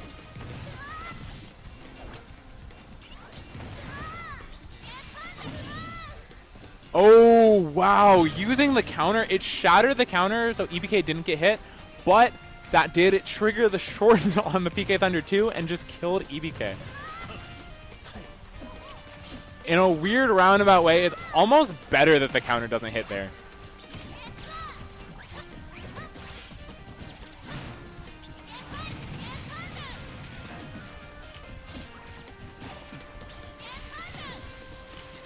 Nice edge guarding and ledge trapping from the EBK coming right now.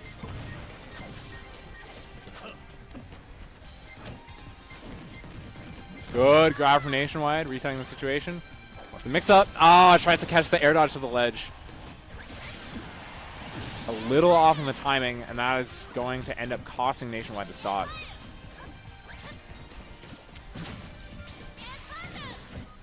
Oh. Weird situation going on with these PK Thunders. EBK going for potentially a little bit of cheese. Was threatening to get the PK Thunder 2 directly into him a bit. Nationwide totally ready for it though.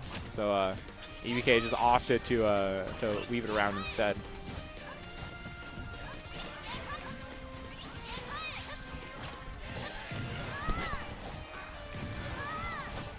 I pointed this out during the last set with Dark Angel as well, but I'm loving the way that Nationwide is using these Pokemon Stadium 2 platforms and just staying right under the lip of it to kind of deny EBK the PK Fire cancel off of the platform.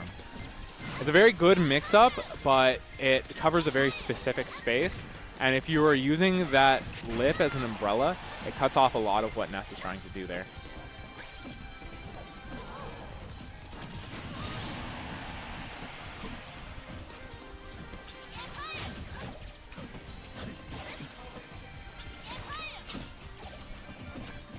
Nice grab. Going for a little bit of extra credit with the pommel, but that's going to let Nationwide mash out, but the roll read. EBK catching with the PK Thunder 2. Evening things right back up.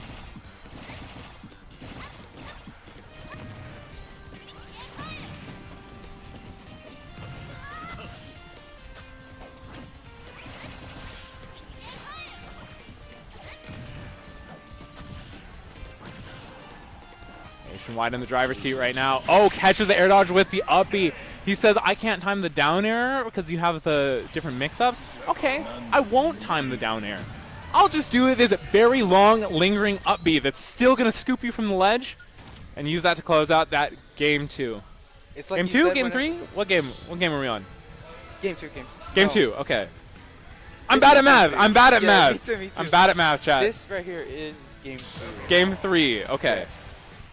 Okay, I had to second guess myself a little bit. I wasn't entirely sure. But with that I last should have just rolled with it. Just been like, if I'm wrong, I'm wrong. it's just like you said, because you said like you have to watch out with Sephiroth because he has like certain things that'll like trick you up, especially with the catching it with the counter and then it breaking, messing up Ness's recovery. Right, yeah, that was a very nice trick. Nationwide definitely pulled out all the stops in the last game. Yeah, and there he is going for that PK Thunder again. This time Nationwide ready for it, not opting to roll, but you can see that all that EBK is losing from doing that is he gives up his turn, which, okay, it's not great because that's the situation you want to press Sephiroth on, is when he is in the corner. You kind of want to force him to have to get out. He has a lot of options to stall there, but not a lot of options to get out. But using that PK Thunder, you potentially take a stock, and you're not going to get hit, at least, if you're wrong.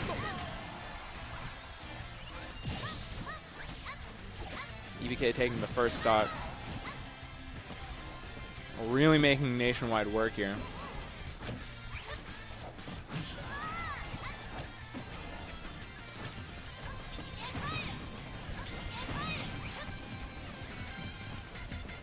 EBK is doing a great job mixing up the timings of these neutral get-ups so that Nationwide can't just F-tilt them for free.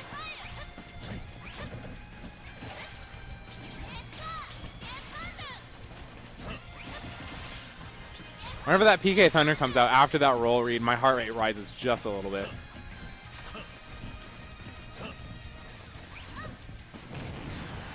Nice dash attack call out. Very committal button, but if you were right, you're right. Honestly, surprised it didn't kill, because it can be a very strong kill move sometimes.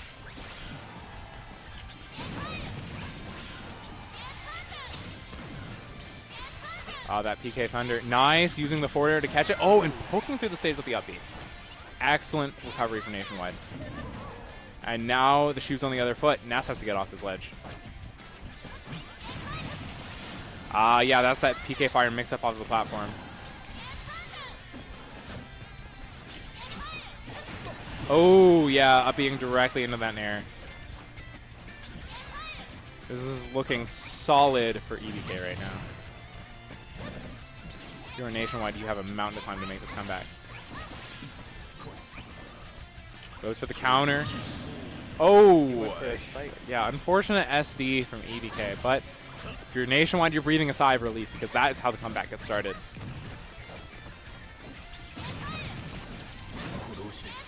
Whiffing that grab, that's going to cost you quite a bit as now you're getting ledge trapped over here on your last stock. And even with the wing, EBK just reacting to the jumps out of the corner and catching you with the up air. Such a brutal spot to get up for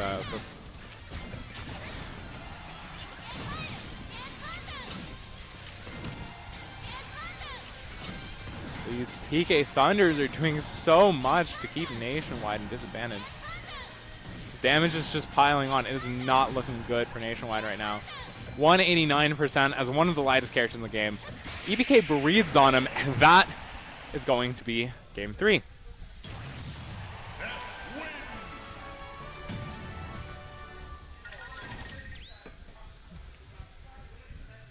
All right, back up against the wall. Let's see how Nationwide responds.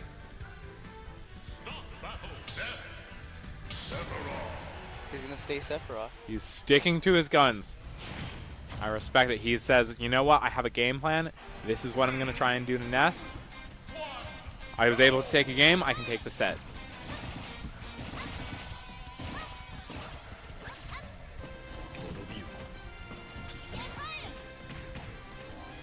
Boom. Was singing the song in my head.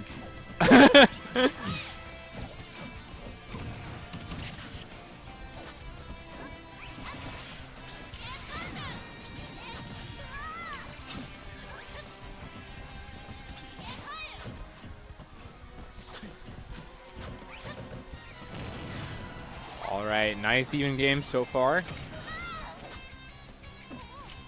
Oh no! Oh, that's not what you want if you're trying to make a game 4 comeback. Oh, that SD is going to cost Nationwide a lot. Dash attack, putting EBK off stage. Nationwide just playing it very careful right now. Very safe. Nice back air. Just opting for a ledge trap, not going for any edge guarding shenanigans. Sometimes it can be very hard to kill Ness if you're not able to find these edge guards, though.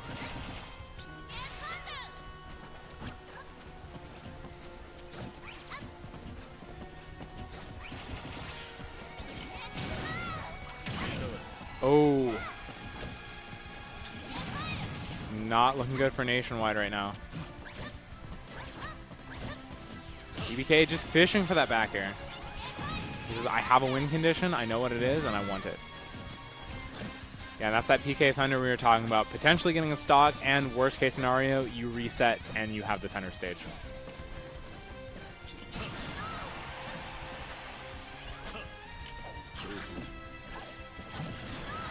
Nice forward air reversal. Nationwide just holding the ledge there, but gets clipped by the forward air.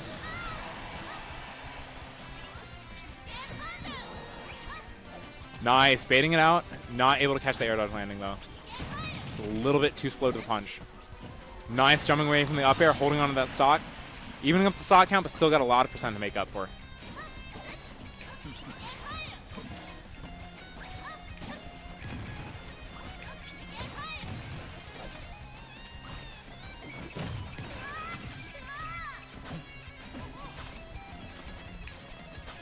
Definitely trying to put pressure on him right now. Yeah, both of these players playing very carefully right now. Pressure is the name of the game. Which one of them will crack first? Nice back air. You can tell EBK singing the song in his head was fully ready with the timing on that magnet.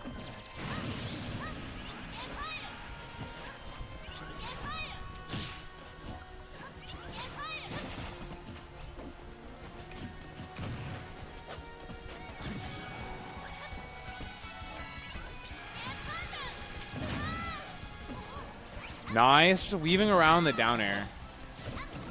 I like that recovery, just not even giving Nationwide the chance to time it.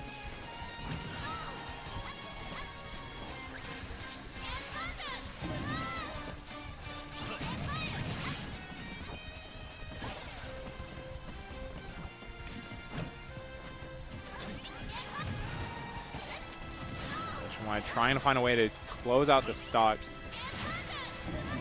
Bit of a deficit, but if he can take this stock, it's not too impossible to make back.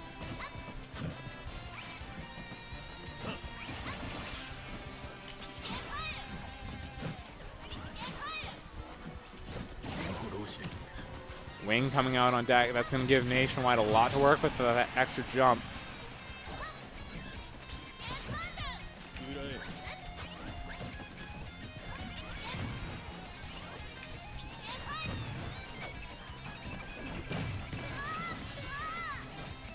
Nice. Getting these little hits to chip away at EBK's life. Oh, but that PK fire, that could have been big. Nationwide ready for it and getting out, but that could have been a big starter from EBK. Oh, grabbing the back throw, putting Nationwide off stage. Using the wing to get out of that situation. Very clutch. Oh, he still had another jump. He still had the extra jump with the wing. Ah, he was trying to hit EBK through the yo-yo. That was a tough match. He did. Yeah, manage to, that like, was bring it close. tough for Nationwide. Excellent performance, and congratulations to EBK. Advancing on to, I think, losers finals now. Guaranteed third is playing Vega.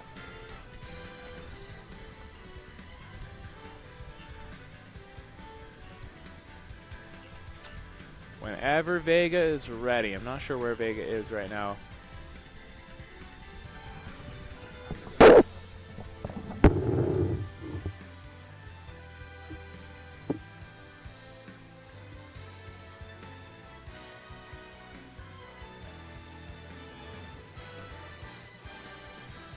EBK just chilling and waiting in losers finals.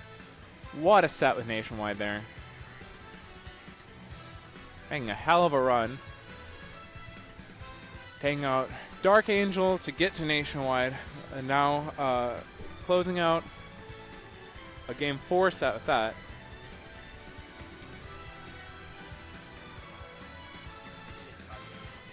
Okay, Dark Angel joining us for commentary.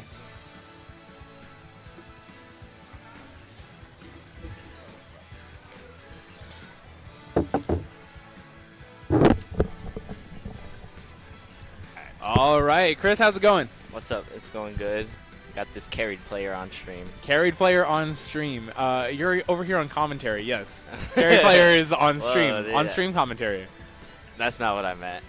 But Are you saying Younglink doesn't carry? wait, no, actually, you're right. For today only. For today only, yes. Younglink. Carried Younglink main. I had to. He's in the works. The chef, Yeah. I mean, The chef. you were cooking. the I'm not chef- gonna lie. The chef is in the back. He's preparing something, but right now it's just like a microwavable meal. It's a microwavable meal, but like I could tell you were putting a little bit of like salt, pepper, paprika. It's a microwavable meal, but like Yeah. I added some like spices from the Yeah, pantry. you added some spices from the pantry. Cooked up some onions, threw it in there. You know, I can tell Oh, you were cooking. You were cooking. It's coming along. And both of these carried players beat me. Ah, yes. Carried Mewtwo. Carried Ness. Mewtwo. Carried Ness. So true. But yeah, I don't know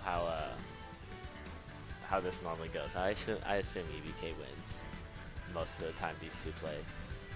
This is honestly anyone's game. I think that their set count is relatively even-ish, if I'm not mistaken. Is it? So either way, we got a hot set on our hands. We shall see. We shall see. EBK, you know, shouldn't have even made it this far. He. Oh no! Oh no! Over there on the setup off stream. Mm-hmm. The first set of top 8 he played against Yek, and apparently Yek was up 2-1, and they thought it was a best of 3, so they got up and fist bumped and everything and unplugged their controller, and then they realized it was a best of 5 and EBK won the set. No! Oh, that's a heartbreaker. Yeah, it was quite tragic, but I mean he's making it worth the. He's putting in the work to make it worth it and not go out instantly after clutching. Yes, he's doing it in Yek's honor. This is a win for Yek. This is a win for Steve. Well, he doesn't need anymore. He doesn't need anymore. Oh my god. Very hot start from EBK right now. 107 on the board. Not quite going to kill with that back air, but still putting Vega in a very tough spot. Yeah, and this is pretty much how I envisioned most of it going, or at least the start of a lot of spots is just going to be Vega not being able to find a footing, because Ness just has so many disjointed aerials that are fast that are just going to be catching you a lot, and spot dodging that grab and getting that up smash. Yeah, I feel like, this is no offense to Vega, I feel like he's definitely more of a Game 5 player, you know? Like, the longer the set goes on, the better Vega gets in the set. Like, he starts to... Yeah, he has to remember how to play the character, but at the Exactly. beginning of every set, he just like Men in Black, like just the little thing flash, that like clears- memory wipe. Yeah, he forgets how to play his character. Exactly. He has to remember throughout. So what you're saying is EBK has to close this out fast. Or Yeah, exactly. EBK has to close this out fast, or the adaptation, the download.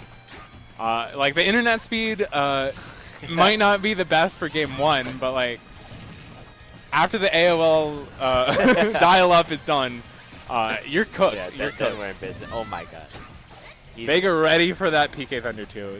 He saw me and Nationwide get hit by that earlier, and he wrote that crazy. one down. Yeah, he wrote that one down. Maybe he is a game 1 player after all. Yeah, I mean, he was getting kind of beat up at the beginning of the game, but he brought it back a little bit, had a hard time killing him, but I mean, Mewtwo sometimes just spawns in with 50 damage on the other person with one Shadow Ball hit, so. Yeah. Yeah. Both of them were trying to up smash, but one of them was a kill percent. So, I mean, Vega's doing better than the start of the game. Yeah, that, like I you said, the longer the it goes on, adaptation, the more that Vega is going to download you. Absolutely.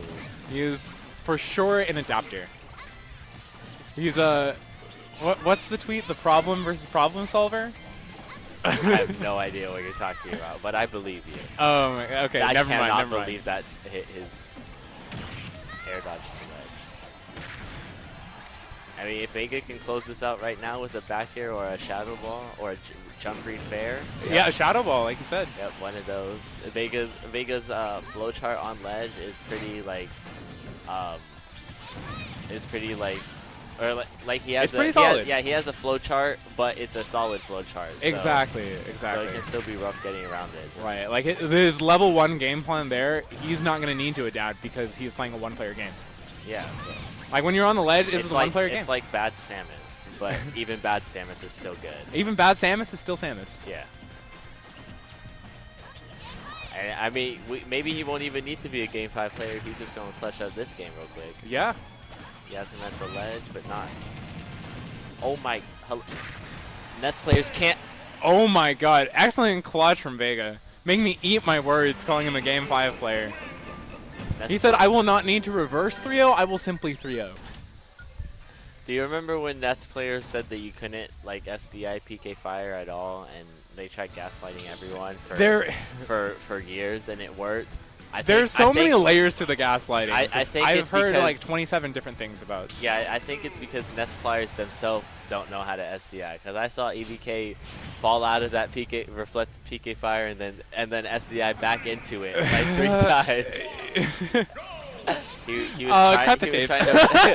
was trying to build up some rage with that. Yeah, he was trying to build up rage so he could get an earlier back throw. Yeah, I don't Didn't quite pan out, but I like the idea. Oh my gosh. The first thing Chris said before he picked up the commentary mic is, "I'm going to shit talk EDK." I'm glad he did not disappoint. I had one job. But let's go, EDK. Oh yeah, let's go both players. Let's go EBK. Let's go Vega. Oh wow, that was. I think it looked like he footstooled him and rose him up with the thing. And Oh yeah, my God, that EDK back air. having a great start again. That should falling Right. out of the down smash. Yeah, a great start again, but Vega is Maybe apparently. EDK is the adapter this time. I mean, we had the same start last time, so I don't know if it's adapting so Oh, much as true, having true. a.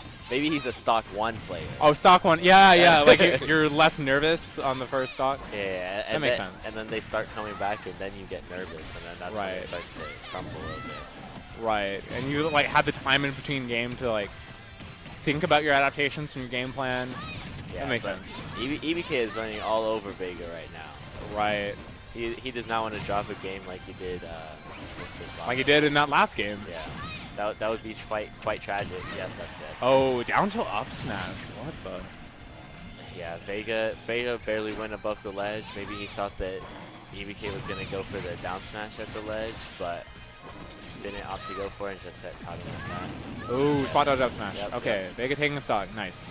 There you go. Better late than never. Better late than never. We've seen comeback. It wasn't this big of a comeback last time, but Vega can make comebacks.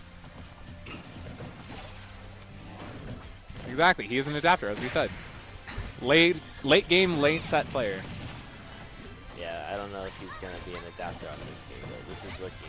I mean, I believe. I've seen Vega kill people at disgustingly early percents. I believe. No, I have too. He's definitely still in it, but he's gonna have to put in some overtime work on that. Yes. If he wants a chance to get it, yeah, that's not Yeah, EBK getting the holiday pay with that up air. bad. Yeah, he thought about spiking him, and he was like, "Nah, I like sending you up." Yeah, I'll send you up instead of down. It was the Mitsa. Vega wasn't Yeah. ready for it. He says, you know what? I think the hitbox is bigger on up air. I'm just gonna let it linger. Not even gonna like risk missing it. Yeah, that was definitely good stuff from EBK. Great stuff from EBK. 1-1 right now. Shout outs to Vegas staying hydrated, drinking water. Very important. A bias as you also drink. I am a water drinker. I will not deny the allegations. The allegations are true. Vega really needs to like have a good start for himself. He's just been. I think he drops his controller Yeah, at the beginning of every game. Maybe he's drinking too much water. He's still thinking about it. you know, thinking too hard is definitely a thing in this game. This is not a game for thinkers. This is a game for mashers. As proven by EBK. Fact. Fact. Oh yeah, Vega. Ooh. The one yeah, thing good of- DI. Yeah, that was. I would have held to the left, and I would have died there. Vega, that was a great DI, but Vega is a roller. Vega rolls in and teleports in a lot, and if you start catching that, you can really start punishing him. Yeah, I was noticing in your set that was like games that you won. That was where you're getting a lot of mileage. Yeah, he does it a lot, and you can punish him for a while, like we're seeing EBK do a lot, catching the roll reads with PK Fire and pivot grabs and stuff. But the good thing is that Vega will eventually, like you said, start adapting to that, and then he'll start mixing it up a little bit better. But it does take him a while to get punished. He'll let himself You gotta get punished for it a yeah, bit. Yeah, you gotta let yourself get punished a bit. You're conditioning them for the game 5, so they're like, okay, he's gonna roll, and they commit to a roll read, and then Hey, you I punish mean, it. it worked on me. Game 5, I was so ready for those roll reads. And he I just kept stopped trying doing to- it the entire last yeah, stock. I kept trying to read it with an up smash. Yeah, he and was just like staying on the ground, dashing back he and just forth, and like watched me. throwing, like, throwing the light shadow ball. Yeah, I was so ready for it, but like you said, he knows when to stop. Yeah, And I mean, he didn't have the best start, but but he is having the best finish right now. He Yeah. is running a train on EBK at the moment. yeah, and even sometimes that teleport to center stage is Oh, committing the full jab. Okay, I thought that up smash was going to be a bit stronger since Mewtwo's so light, but yeah, he was at super low percent. yeah. The good There's thing something in my impulse was like, oh yeah, this will definitely kill a 50. Wow, I can't believe that back missed. Oh. All right, we have some the bootleg Samus ledge trapping. Bootleg Able to Samus. get out, but you're just right back on the other side. Right. Oh, what the heck was that? Even Vega is like a little confused. But catching the jump read, it's not going to He matter. was unstaling his forward air. Oh, yeah, it was unstailing the forward air. It was on That purpose. It was great intentional. stuff from Vega. Oh my Honestly, god. big brain, never thought of SDing that. the stock so that your forward air is unstailed for the jump read. And that you have invincibility because you just know it's going to happen.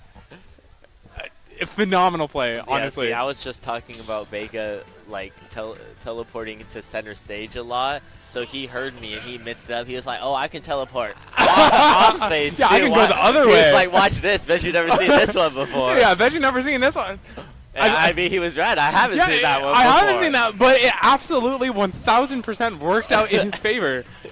The invincibility worked out and it unsailed the forward air, like you said. Yeah, of course, I'll play it. But maybe we save that. Yeah. Maybe that's a one trick. Maybe Yeah, we that's- don't try that's- that one again. Yeah. That's the thing that you do to clutch out that one game so that you can keep yourself in the set. And now EBK is going to be shaking, scared of that mix-up for the rest of the, Yeah, he's for the rest of the he's set. gonna hit Vega off stage. He's not gonna know which way he's going to teleport. Yeah. Yeah. Oh, that one was in. See. Yeah, see? he wasn't ready for that. Yeah, he one. wasn't ready. He was like, "Is he, He going wasn't out?" Oh my god. But I mean, I was talking about wanting to see Vega have a better Oh start. my and, God. I mean, like he definitely Reading heard that, me, yeah. recovering in towards the stage. Not Yeah. away.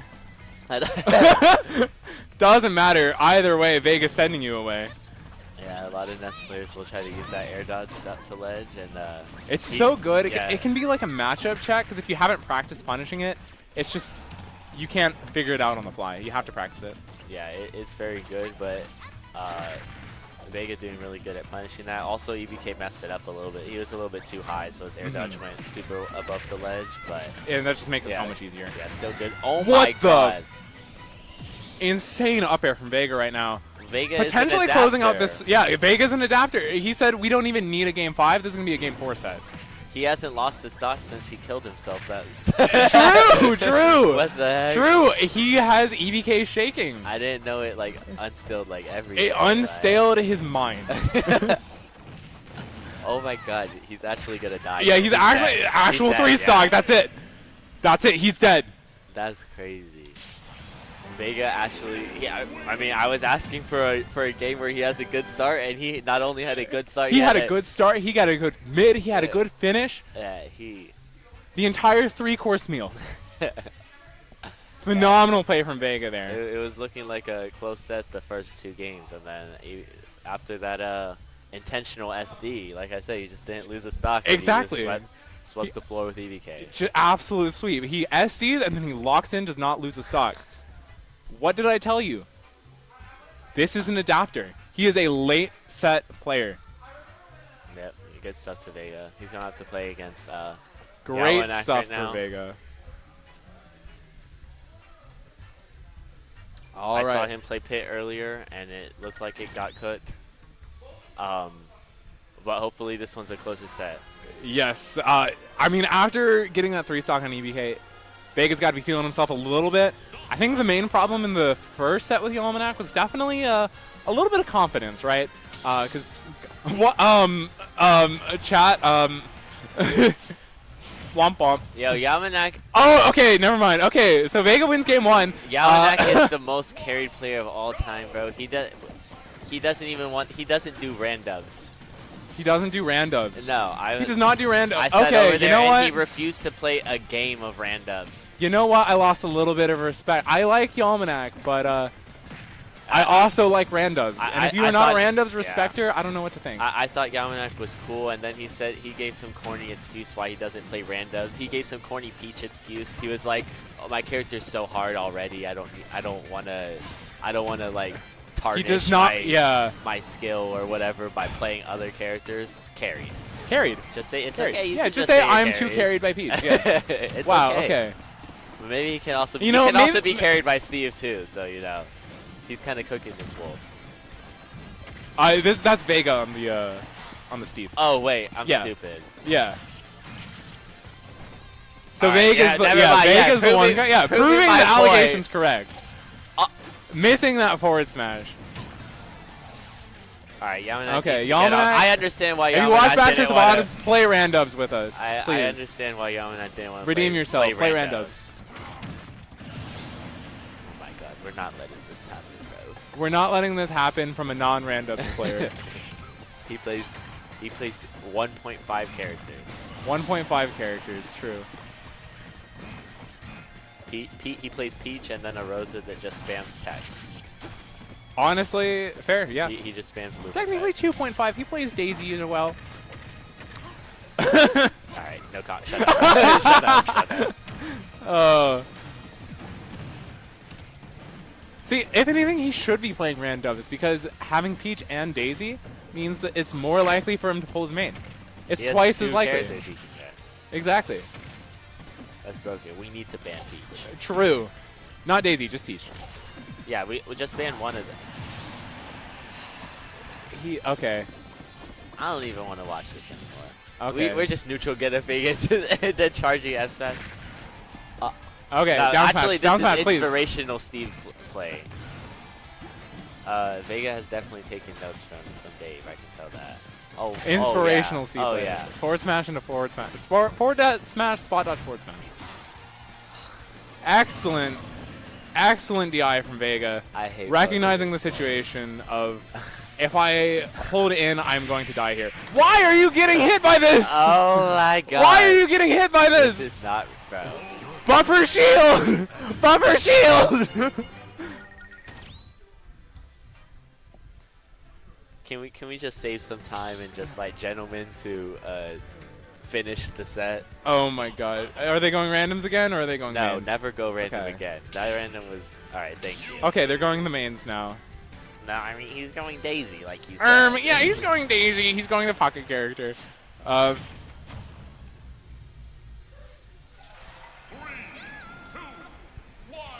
Let's see if Vega is ready for this pocket character mix-up. Yeah, I mean, you were talking about Vega having the momentum from getting that sweep on EVK. Yeah, he and decided, you know what, I don't want that yeah, momentum. he just wanted to get rid of the momentum and Right, build it yeah. back up. He didn't want Exactly. Oh, but he seems to be building it back up right now. Getting some nice little hits in there. You seem very surprised at that low profile.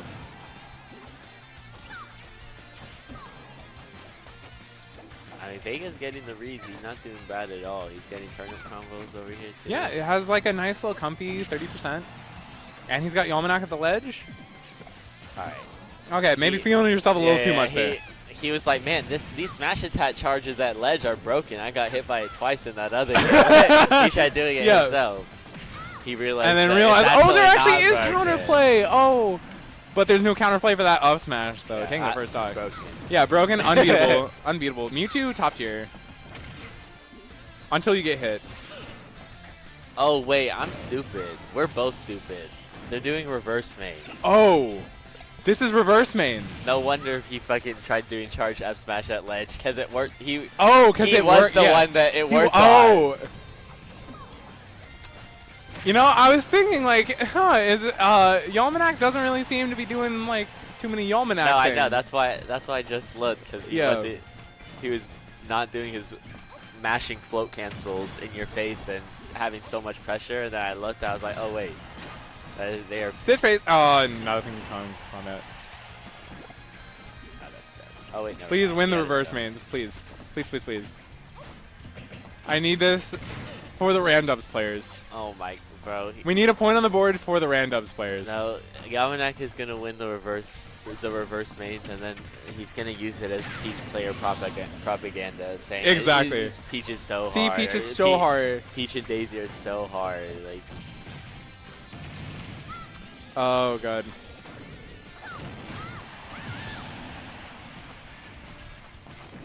what do you think we're gonna see for Game 3? Because they're obviously not going mains. They're going to ask us to come up on the stage, and they're going to do Randubs. A character development arc. for Character development Yamanak. arc, yeah.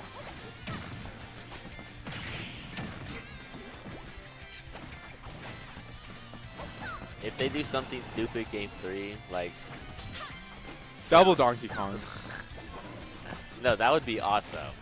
I mean something like really stupid. Oh, like, oh, I thought you just meant something that was not mains. No, Like stupid. No, yeah. I know they're not going main slots. Okay, game. yeah, of course. But I just mean something stupid that's not fun to watch. I say we just sit here in silence and just have. I think what's the word? silence would be a little boring, but like, talk about something other than the game. Fuck, Kind of like what we're doing now. I'm forgetting the word. Just like in protest. Yeah. What's it called where you like you don't go to like a certain place or don't do something and to try to get them to change it? Boycott? Yeah, that's Boycott. The word. Yeah, we boycott. We boycott commentary. Smash Brothers. Yeah. And just pull up a random like multi-versus Twitch stream. Commentate another stream. Yeah, for That'd an be entirely so different funny. game. Wait, that would be so funny. Pull up Melee or something. All right. What's your first bet? First Or- bet. I gotta have to pick fast. I think they're gonna do. I think they're Pockets, doing random Pit, again. maybe? Pit. Oh, Donkey Kong. They were having Donkey Kong. They might do like Pit Rosa. No, they're doing mains. No way they're doing mains. No way we're tryharding. No way we're on the last tryharding game. after being down 2-0. Game 5 player. He wanted to give. Oh, the true. momentum. He wanted to make sure it got to a Game 5, so he had to give Yamanat 2 freebies. Oh, true. Exactly. I mean, we just. He saw it in the EVK said it was a game 4. He's like, no, I want to make sure there's a game 5. Yeah. The set ended too early. Yeah, for his it liking. ended too early. He was like, oh shit, I accidentally 3-stocked him. I accidentally shit on EVK. I mean, I just saw Mewtwo on the victory screen in this matchup, so surely we're gonna see it again. Oh, but the Stitch Face might have something to say about that. Yamanat Club. Up air, yeah, oh, okay. Low key, it was bad that he got a Stitch Face for that. Yeah, 'Cause he could have just killed with a raw turnip. Yeah, but I mean, you're not gonna complain about 88% out of. If you're Yalmanac, you are going to complain about 88%. This dude is Well, a that's the huge Peach down problem. player. That's the problem. Back air.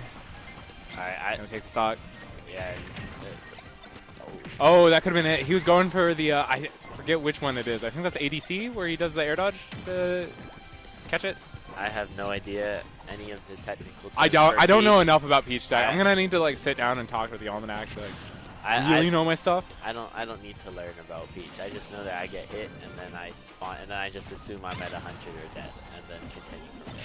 Yeah. They all As look far as the like same. learning They how all to do the fight same Peach, thing. I never I don't think it matters which one she's doing like fighting against her.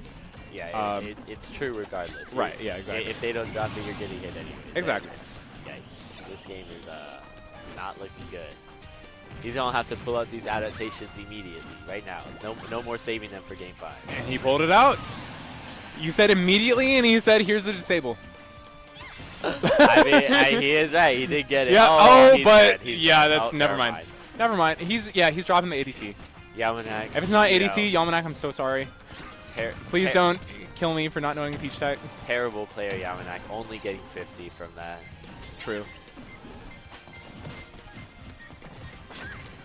He just did full jump, fast fall, grab with floaty ass Peach. No way. All right, guys, let's just start charging smash attacks to be honest. Honestly, so true. How do you think this game's gonna end? I vote. I think up smash. I vote a charge F smash on ledge again. This is some Vegas slander. Oh, it's like God. a magnet. It's like, yeah. I think up smash because he's going to adapt to the Look, F see, smash he's is going to hitting, the and then F he's going to roll into an up smash. I mean, we have some YouTube ledge trapping. All right. If he wins this game, if Vega wins this game, he is actual god. By the way. All right, here's I've said it the before, time. I'm Charge a F smash. huge Vega Charge F believer. smash. Charge F smash. Fuck. Wait, that's so scary. What are you supposed to do? He's just floating there. He's just floating there. Yeah. He's just floating there menacingly. The momentum you get. Yeah, from he's just shooting- floating above these shadow balls and immediately being back on the ground. All right, here's the time. Charge F smash. Yeah, you can see that little walk back. He wants the roll. He wanted it. Don't kill him. Like, No way. my Good God, games. Okay. Peach is so broken. Congratulations to Yalmanac. Yamanak barely squeaking Taking by a win. respawn. I Yeah. think without dropping a game? Question mark. No, he dropped the game to Yak. He dropped a game to Steve. Steve. Steve. Okay, wait, almost not dropping a game. Yeah, but dropping, he dropping no games to characters that will be legal at Let's Make Moves Miami. I guess that is true. Good stuff, Yamanak. Good stuff, you're still Yalmanac. Good stuff, carried. Vega. Top 2. Yeah, good stuff, Vega. Yeah. Yep. Well, thank you all for tuning in for Respawn. You can catch us here at the same link on YouTube streaming every Wednesday night. Thank you all for tuning in. This is Chives. Dark Angel. Thanks Signing for off. watching. See Thanks ya. for watching.